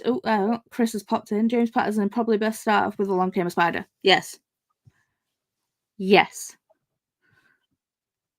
I thought all of his were like, even though it's like Alex Cross, I thought they were all pretty much standalone. Or no? No. Oh. He's got an entire series of the Along Came a Spider. And to be fair, Along Came a Spider and Kiss the Girls are the first two in the series, and they made movies of them, and Morgan Freeman plays the detective. I love Kiss the Girls. That is such a good movie. They made Kiss the Girls first, but it's the second book, and then they came back and made Along Came a Spider. But Kiss the Girls was amazing. Wait, hang on. Along Came Spider, is that the one in the hospital? No. That's a boat. Are you thinking of The Bone Collector? Maybe. You're thinking of Jeffrey Devers? Maybe. Bone Collector's so good as well. It is. That's Denzel Washington, though, not Morgan Freeman. Watch TV and stuff. So, yes. So, yeah, I'm thinking of reading his books, Chris. For people who don't know, this is my other half.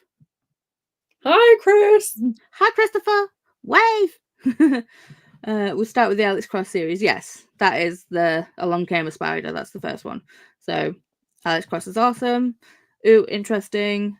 I think I read 14 of his so far. Ooh. Angelina Jolie. SOD, Sod, Denzel Washington, Angelina Jolie. That's Bone Collector. I'm not sure that Denzel Washington would allow that. Waving. Hi, Chris. So this is the blanket that I've got. Ooh, Ouija board.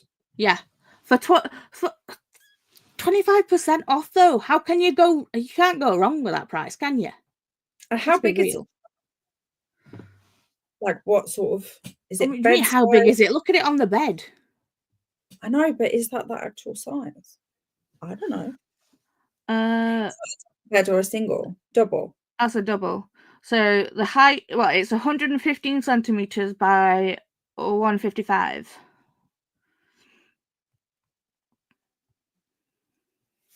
I mean, either way, it's still a good deal. Mm-hmm. Whether it's like a sitting at your desk blanket or a bed blanket, it doesn't matter really. Mm-hmm. Blankets are expensive. And it's a woven blanket as well. Ooh. Mm-hmm.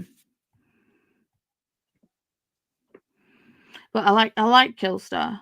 See, the thing is, I absolutely love the goth aesthetic and all the stuff. I'm a metalhead, I'm all the things. But I can't be asked putting that much effort into my appearance. I'd love to, but I can't be asked. Chris, the epic legend. Hello, good sir. Hi, everyone. Hi, Kelly. How are you? It's a woven blanket as opposed to what? Welded. Christopher, why you have to ruin things, man? Could be knitted. Could be crocheted. It's woven. It's not just a piece of felt. That's how you weave. It's woven.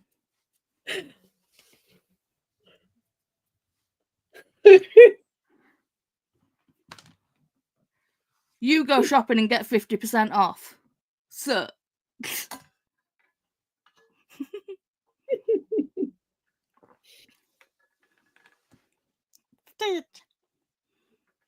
The obsession is real. So yeah, my daybed's going to be gothic, and then it's going to have Stitchmallows on it.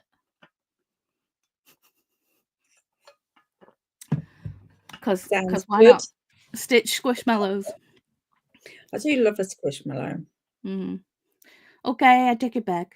Good. Good. Love it.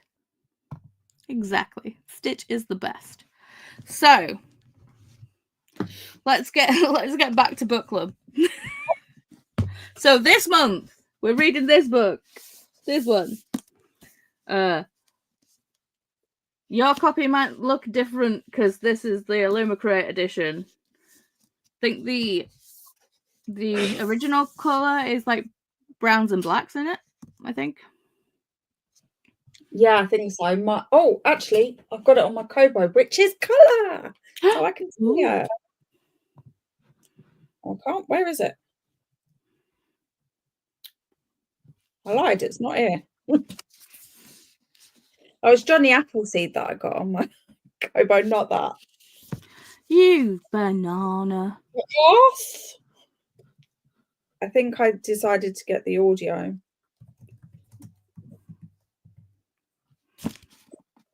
Last, not lost. Oh.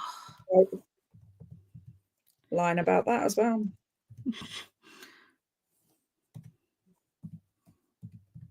What have I been doing with my life? Seriously. You've been doing things, you've been agreeing to things and then completely forgetting about them. That's what you've been doing. So, hang on, present. Here we go. Share screen. Excuse me. Share. There we go. So that's what the original cover looks like. Not this one. No. For us peasants, we have to get this one. To be fair, I like the look of that one too. I mean, if I had that cover, I mean, I do like the blue, but I also like the. I mean, what have I just been saying? I'm a gothy, dark, moody wench. I do like the black. So you're a wench. I'm a bench. Oh, I'm gonna have to start that when I've finished my rewatch of Brooklyn Nine-Nine. I'll probably end up rewatching The Good Place now. Are we the same person? Yeah, watch the same shit and everything. Yeah. You and me could have complete conversations in GIFs of Schitt's Creek. 100%. In fact, I think that's going to be our challenge now. We're not allowed to use words. We have to use GIFs from now on. Thank you for saying GIF. I hate it when people say GIF. I know, I do too. Even if I don't even know if that's the right way or not, but to me it's GIF and it always will be. The G is graphical. G is graphical. It's G. Mm-hmm. When people say GIF, I'm like, it's like when they renamed Sif. You remember that? How it used to that used to be GIF. They renamed it Sif. It's like, why? I bet someone got paid a lot of money to do that as well. Thanks for the laughs. I'm off to bed. I love you, Lippy. Well, good night, sweet dreams. See, the hearts don't work on my screen, so Laura has to do the hearts. Yeah, I'm in charge of that department. I wish we were in the same time zone. Me Jean, too. are you wanting to be part of the siblinghood of the traveling book? I mean, time zone makes no difference for that. So because I'd love to be able to like annotate Ready Player One. I'd be scared because I've never annotated before, but to annotate one of my favorite books and then to send it to people and they can read it and annotate it, and by the time it gets back to me, I'll get to reread it again and then see everybody's annotations on it. this is why you want to be first as well, isn't it? So that you also last. Yeah. Well, I think I think it's like, and then when we do the next book, it'll be someone else. They Yeah. could use the book and then they can send it around. Yeah. Are you going to bed, Kelly? Or are you saying night to Jodie? Because it's not bedtime for you. Who says? Bedtime is any time you like. Well, I can't remember what time zone they're in, but it's either 7 p.m. or 4 p.m. for Kelly. Sounds like my bedtime, so normally. Yeah. Hi, Kelly. I think Kelly's just saying goodnight to Jodie. Olivia's saying goodnight to Jodie. Yeah. I was accidentally stalking Eugene Levy in 2007 because we seem to be going to the same restaurants. No way. I am so jealous. Although David is kind of my dream human. If I could be David and with David, that would be amazing. I'm joking. See, to be fair, I feel like I feel like I am David because it's like my face says exactly what. Yeah. It's like I can keep my mouth shut, my face can't. Yeah. In my head, I'm David. In reality, I'm more like Twyla. Maybe you should do a Schitt's Creek watch through and podcast. I'd love to do that. I'd love to do a podcast. It'd be weird us trying to do a podcast. I mean, Why? Just because we're not in the same room. Normally podcasts are with people when they're in the same room. No, I watch podcasts. I listen to podcasts of people that are nowhere near each other. Like, who is it? It's a true crime podcast that they also put on YouTube, and they do it over StreamYard, I think. So if you find it, link me. I will do. I think Paula should own the first book. Yeah. Thank you, Jean. At the end, yes. Well, if I'm buying the book, it best come back to me. But to be fair, I want to see everyone else's annotations and thoughts on it because it's one of my favorite books. So it would be really, really interesting to see how everyone else thought and what they thought about the book. He has a home in my city. Nice. I'm so jealous. Wasn't he one of the peeps who lost his home in the fires? I don't know. Well, it wouldn't have been that if he was staying in his Canadian home because that's where Jean is. So was Martin Short. Martin Short's funny.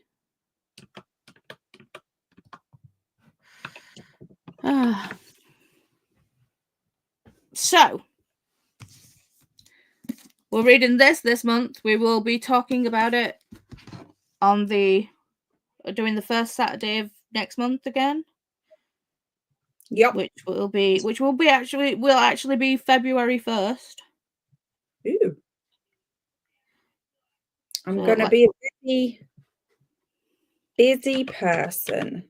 Let me put that in the calendar. That's what I think of. Say again? Ignore me. I can't. You're too beautiful. Shut up. I love you. I love you too. But still shut up. Shut up. Shut up. Shut up. Okay. So, add guests. Done. Right, so that's in the calendar for the first Saturday, which is the 1st of February. That's in February. That's in my calendar. So we'll be talking about this one on the 1st of Feb. The book poll is still up for February. It is looking like this book's going to win, but the poll is still up in Discord and in Goodreads. And if you want to make your choice known on what you would like to read, the links to both are in the information box down below. When Daniel Levy started, he did entertainment and interviews. He was so annoying at the time. Definitely not the same as he is right now. I can see that. I can see that. Yeah. Eugene Levy has a home in LA and Toronto. So it's possible. I hope everyone is staying safe with the wildfires in LA and all that stuff. It sucks that it's happening. Yeah. But I feel bad saying this, but it's one of those where it's like, at least no. Well, I'll say it's happening in a wealthier area, so people like got more means to yeah. Because I mean, if that happened like over here, if it happened to like we'd be on his ass. We'd be screwed. So very screwed. So it's absolutely horrible and not nice what's happening at all. But it's like, I don't know. I always try and find the good if you can. It's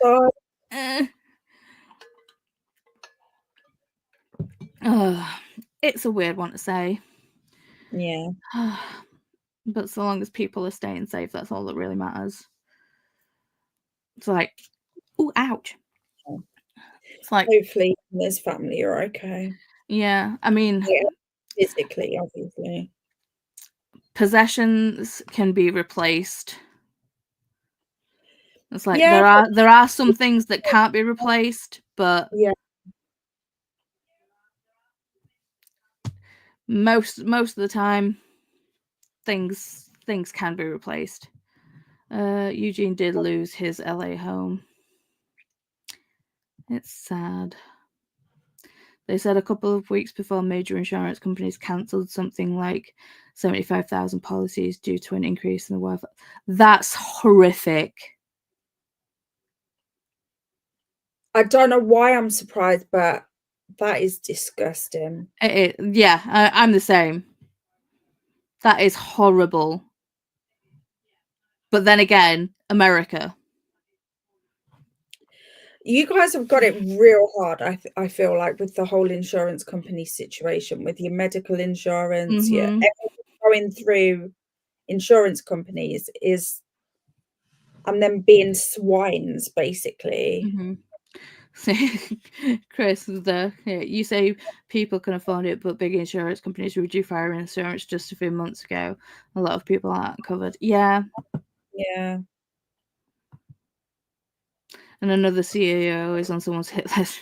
I mean, but that's the frustrating thing. Like, I'm not condoning murder at all. I think it's wrong, no matter who you are. It's not going to fix the issue. It's not, but the fact that things are apparently starting to be changed because of that CEO person being shot is, like, to me, what about all of the millions of people that are being affected, not CEOs? You know, all of them are being ignored. It is very mixed incomes, black neighborhood that was taken out, and insurance would not cover natural disasters. Gotta love greed. This is awful. Yeah, it is. I mean, I think the thing that got me is like an American friend. They also have a chronic illness. Their doctor said that they needed this medication to, like, you know, live. Yeah. And this guess the this person's insurance said, no, you can't have it. And I'm like, you're not a medical professional. Yeah. The insurance people should not say whether you can have life-saving medication or not. That is not right. It shouldn't be down to insurance for medication. The American healthcare system is nuts. I mean, the NHS is on its ass, but at least it's there.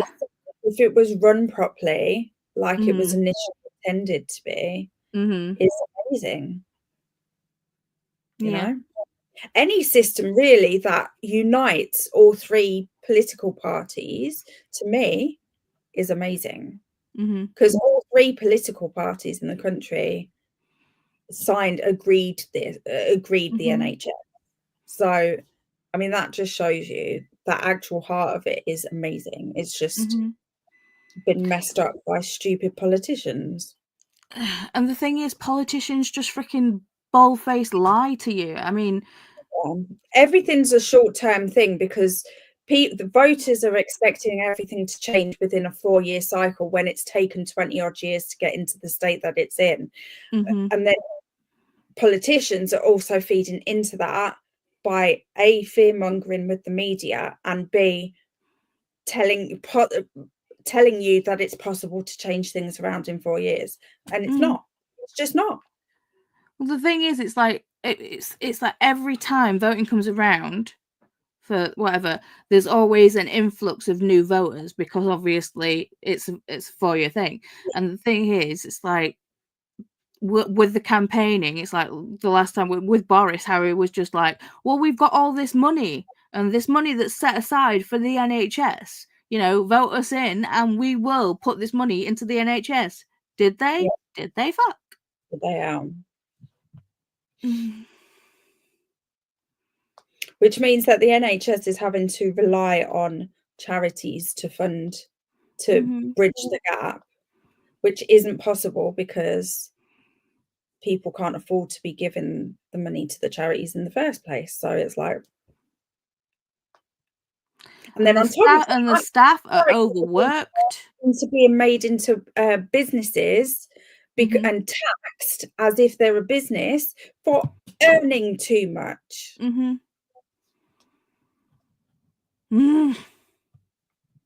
Don't get me started. We're already on a soapboxes. Fires are burning. The soapboxes are out. I can barely stand, but I'm on this soapbox. Yeah, you're right. We partially got here because doctors were being paid by pharmaceutical companies for prescribing, so insurance companies were paying way more for meds/care that couldn't have been managed less expensively. Now we are in the opposite of that. People can't get basic care without going through hoops after hoops. I only know that because I'm in healthcare and I just took a grad school course, so it's fresh on the brain. Yeah. Problem right now is that the NHS is being run for profit because the system has been run down and so outsourced to private companies. Bloody Tories. Shaky fist. Yeah. The amount of people who are able to vote and don't appalls me. Yeah. But also, like everyone should vote that can, right? But at the same time, I understand it depending on why they're not voting. So there's one group of people that don't vote that I do understand why, and it's because they're so confused about the situation that they don't know who to vote for. And that I understand. I can understand not knowing who to vote for the way things are at the moment, because all the politicians are just showboaters most of the time. And I call them professional liars. They literally get paid to lie to us. so, but the thing is, I don't think all of them do. I think all of them are trained for media, and they don't answer questions. Actually, they don't actually answer questions. They dance around the answer. And they will repeat themselves in multiple different ways so they can appear like they've answered questions when they haven't. I mean, solely with the Tories, how they said that they had this money and they were going to give this money to the NHS. I feel like so many voters would have said, yes, we're going to back you because you're going to put this money back into the NHS because the NHS needs it. And they didn't do what they said they were going to do. No. They gave themselves kickbacks and handouts. Take it from somewhere else to put it there, when actually, if we stopped funding oil companies, for instance, we would have enough money. Just saying. To be fair, the Tories are in it for themselves. The rich get rich and the poor stay poor. Even Labour, like I've always been a Labour voter, always, my whole life. But even like in the last few years, even Labour are as bad as everyone else. Like there is no separate, like they're all the same to me. See, it was with Corbyn, I felt like it was more of a popularity contest. Because people didn't like Corbyn, it was just like, yeah, but you're not voting for the singular person. It's the party as a whole. He's just the mouthpiece. Yeah, and look at the time. Brown, who ended up getting ousted because he didn't smile. Realistically, he was the one person. Yeah, okay, some of the money problems that the country had were because of decisions he made, but he was the one that came out and said, I made these decisions, I'm going to fix them, and was actually working on fixing them. He got kicked out because he didn't freaking smile.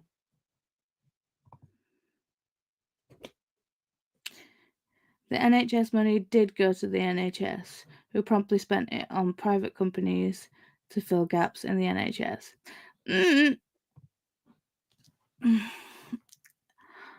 No, I don't believe it. I mean, probably some of the money did go to the NHS, but not the amount that Bojo said was going to go to the NHS. I was going to say, I only really know something about the mental health sector of the NHS, and that's only from the research that I did for the event the other couple of months ago. But to know that it's going to take £290 billion a year to support and treat the people in the country with mental health conditions from everywhere on that rainbow, and only give it and only have the funding for 160 billion. Yeah, Where's I mean, from? It's not. I mean, it's like Kelly is was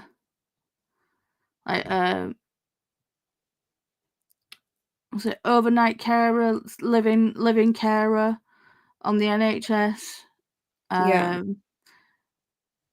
And Asma is in the mental health thing, and they're looking for a new job just because they're having to like cope with so much crap. Yeah. World's going to hell in a handbasket. It's the same in Italy with an extreme right person at the government because the left wasn't so left anymore.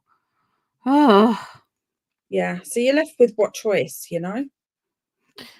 Hi, Tony. Hi, just joining with 25 days, and hopefully I can finish it. I hope everyone is having a blessed day. Yeah, it's been going well. To be fair, this was a book club chat, and then it's descended into madness. Yeah. And now we're talking about politics and what state the world's in. We should probably end this live soon because we should get down off the soapboxes. Yeah, just long enough to click the button. Yeah. We'll get demonetized as soon as we get parts of the... At 1 a.m. This is what happens. Yeah. I'm not fun after. I'm like a gremlin. You keep me up past 9 p.m. This is 10 p.m. 10 p.m. 9 is okay. Yeah, I can just about hang on till 10 p.m. But in my opinion, even halfway left is better than the right. Usually. Yeah. Here the federal government is giving and the Providence using the money for other things like raises instead of medical. Hello, friends! Hello, Coda! Do you know what? We just hung on till you got here. Yeah. We've been trying to end this live for ages. We descended into talking about politics, Coda. No one should let me do that. No. Put us in charge. We'd fix it. Yeah. We wouldn't know what to do. Livia saying hi to Coda. We wouldn't have a clue what to do. No. To be fair, I'm like, as soon as money hits my bank account, I go, ooh, I'm rich. And then bills come out and I go, and I'm broke again. So, and to be fair, I have like part impulse control. So if I was like there with that much money, I'd just be like, ooh. Yeah. It's like, yes, the NHS needs it, but libraries. Libraries. Bookshops. All the bookshops I could have. Mm-hmm. Do you imagine just being there and seeing a bank balance with like billions and billions of pounds in it and just be like, ooh. I think there's got to be a point where the amount of money is just too much. You know, I just wouldn't want access to that. You know, I mean, you know, I'd enjoy a lottery win. You know, half a mil. No, yeah. I don't want to go too big. You know, it'd be fine. Get yourself right for life. Yeah. Yeah. Sort myself out. Sort out a house. Would $1 million be enough these days, though? That's the thing. You what? Would $500,000 be enough these days, though? Not what it costs a living, I guess not. But then again, I don't want to be greedy, so every library must have a rolling ladder. 100%. Wait. Facts. We have witnesses. Christopher, this library does not have rolling ladders. Or even a rolling ladder. Walk straight into that one, Chris, I'm afraid. You said this live on the Tinternets. Yeah. Does this mean you're getting me a rolling ladder?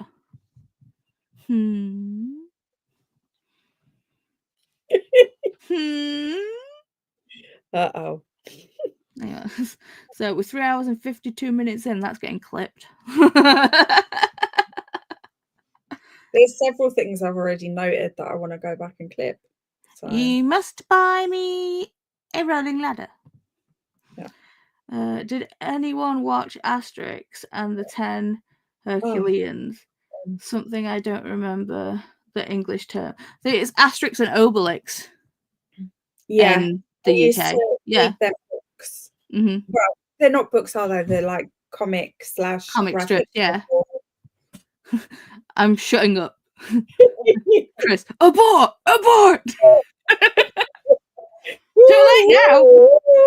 It's too late now. Look, said it. Yeah. You all bear witness. In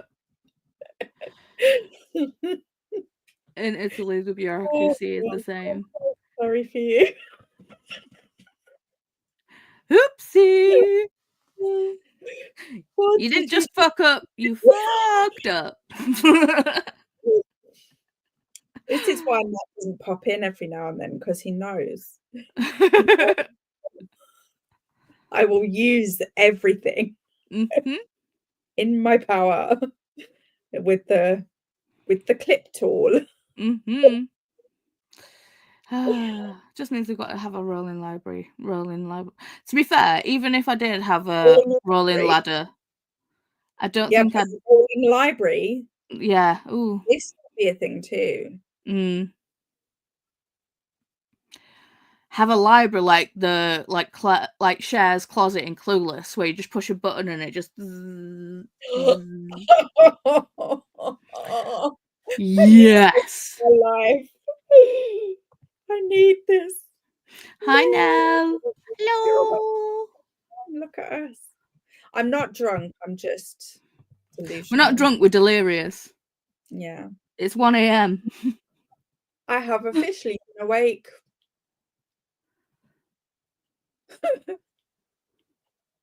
22 hours. I've been awake since 4:30 this morning.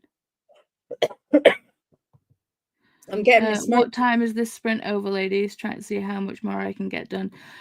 These aren't sprints. This is a book club chat, but we've just kind of stopped talking about the book. About 3 hours ago. Mm-hmm. About 3 hours ago. Yeah, about that. Blah, blah, blah, blah, blah, blah. Is someone sprinting right now? Nell's live. I don't know if they're sprinting though. Ooh.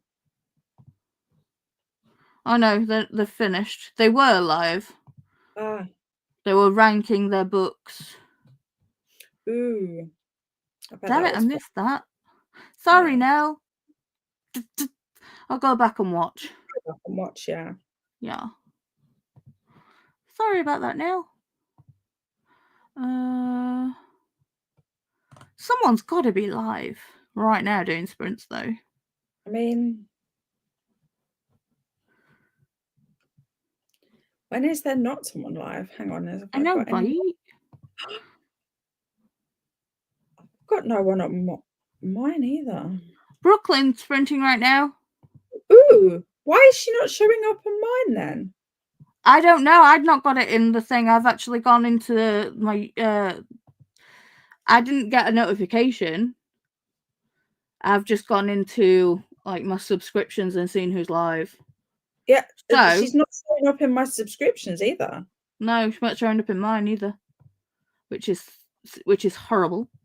So, if you are wanting sprints, Queen P, Brooklyn is sprinting right now, and I'm just putting the link in the thing for you, my dear. What's Brooklyn's channel called again? Brooklyn Reads. Mm-hmm. Why is she not coming up?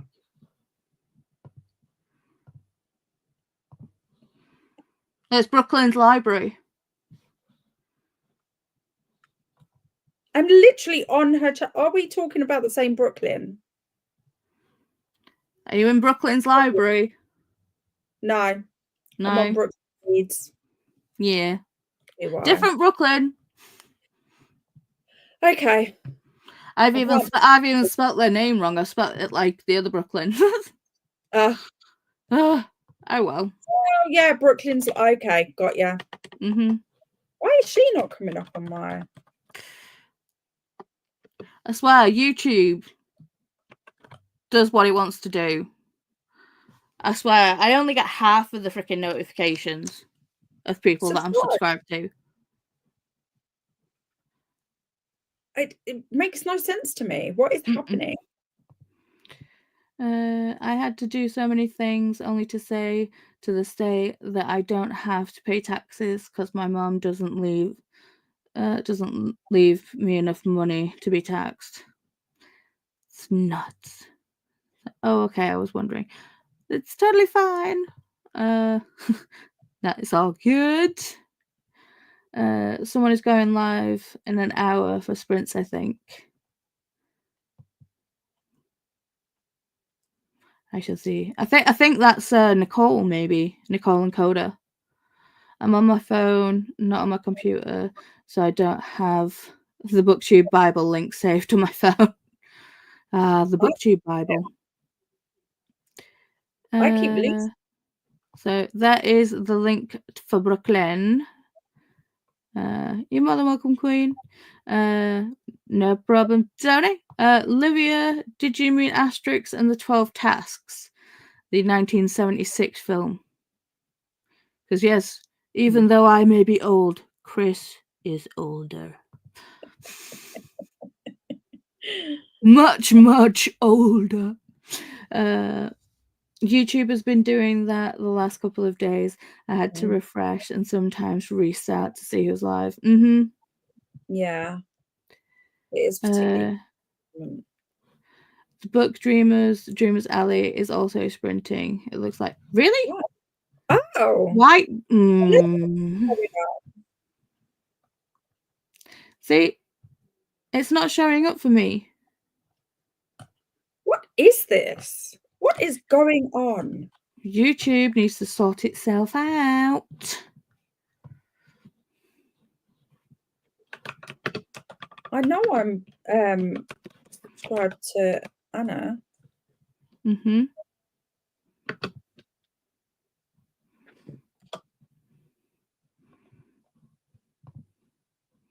Or am I? Oh. Are you not subbed? Well, I thought I was. It's not coming up at all for me now. Not even in a search. Hang on.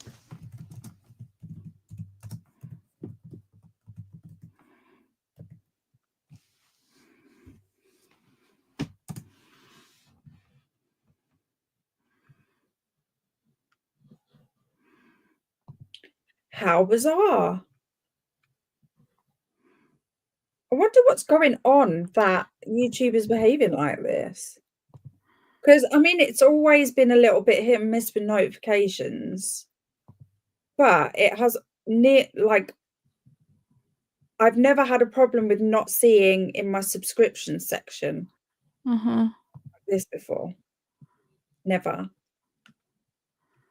So clearly something's going on. Okay. All right. Where's the... no, that's Brooklyn. Where? Come on. Book Dreamer. Oh, maybe I spelled it wrong, actually. Hang on, I've got the link. Dreamer's Alley. Okay, I didn't put the Dreamer. I can't remember Book Dreamer's name right now. Anna. Huh? Is it Anna? I think so, yeah. But it's spelled with just one N. Okay. There. Ow! So there's the link for Anna. Subscribed. I am now.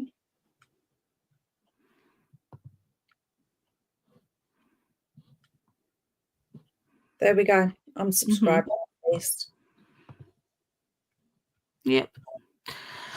Oh dear Lord. What a farce, YouTube. Sort yourself out. Yeah. Well, there was when we were doing NetGalley November, it stopped Christina being a mod. What? Halfway through sprints. And Christina messaged me because they were of all. Christina messaged me. I mean, they'd already put the link in at like the beginning of the sprints, you know, because we had the playlist and everything. They'd already like put the link in, and then YouTube, for whatever reason, stopped them being a mod midway through sprints. Christina messaged me saying, "Oh, I tried to put the link in, but it didn't let me."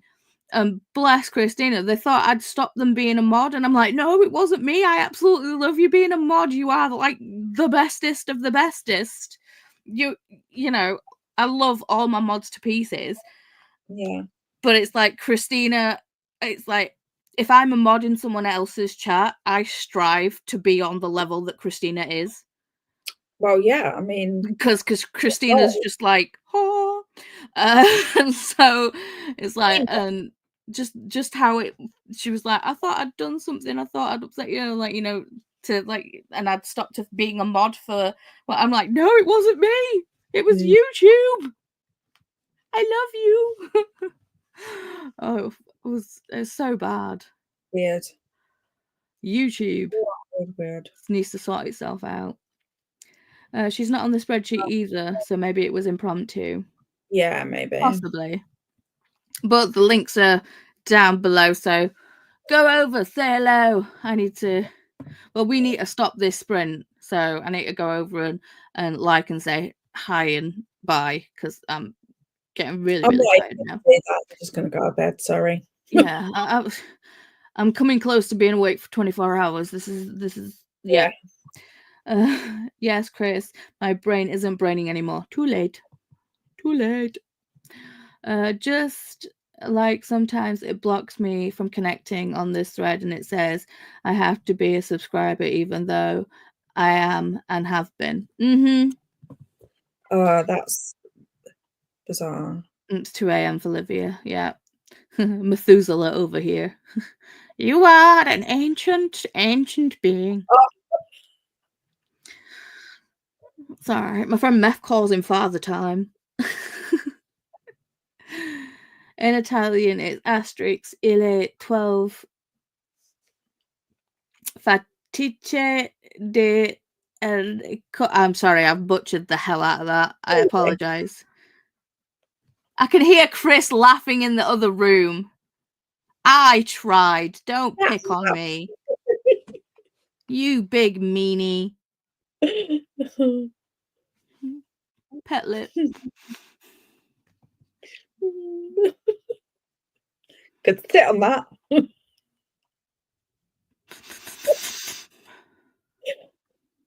Meanie, come and apologize, you a-hole.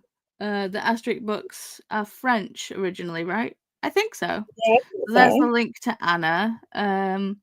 YouTube is stopping pushing some channels. It's been discussed a bit on some D&D channels lately. Oh, that doesn't surprise me. YouTube often doesn't show me lives or new videos. Yes, French. They have also a pack that is dedicated to Asterix Obelix, and they're yes. Christina is amazing. Yes, they are. You could sit on that winky video. Chris is filthy. Absolutely filthy. Don't worry. Don't worry, I'll butcher your language in every video I do. No, you don't. Are you coming to apologize? I'm sorry. Oh, where's my kiss, Chris? Laura wants one now. It's a long way to go. So get out of here. He'll message Matt. He'll message Matt, and then Matt can kiss you. It's like, that's from Chris. I'm pretty sure Matt's snoring at this point. Yeah. Okay. So it's really late. It's really late for Livia. People who are wanting a sprint have got links to people that are sprinting. This isn't sprints. It was a book club talk. We talked about the book. At least we did that. It's to be about an hour long, right? Yeah. Normally it's about an hour to 2 hours max. Wild, Hey, we had plans. We've done things. We've got world domination happening. You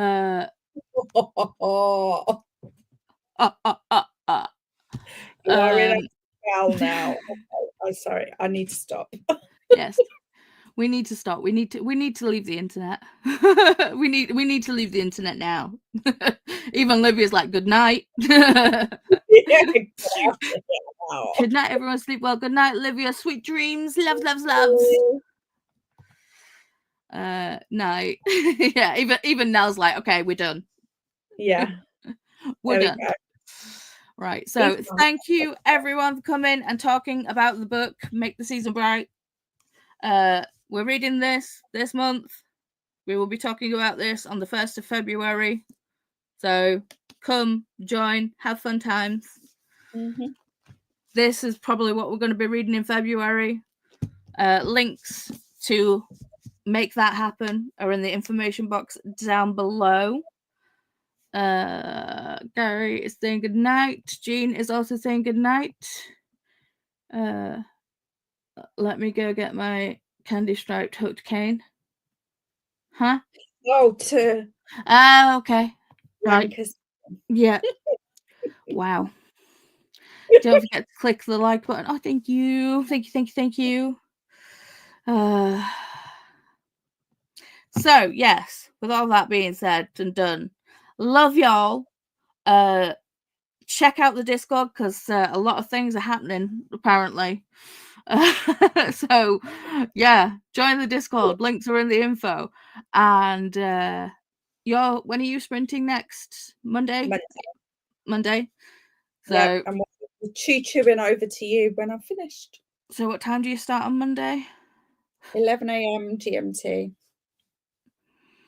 And then I'll be after on Monday. So if we don't see you in the comment section, we'll see you face to face on Monday. Bye. Love you. Bye. Love you. Bye.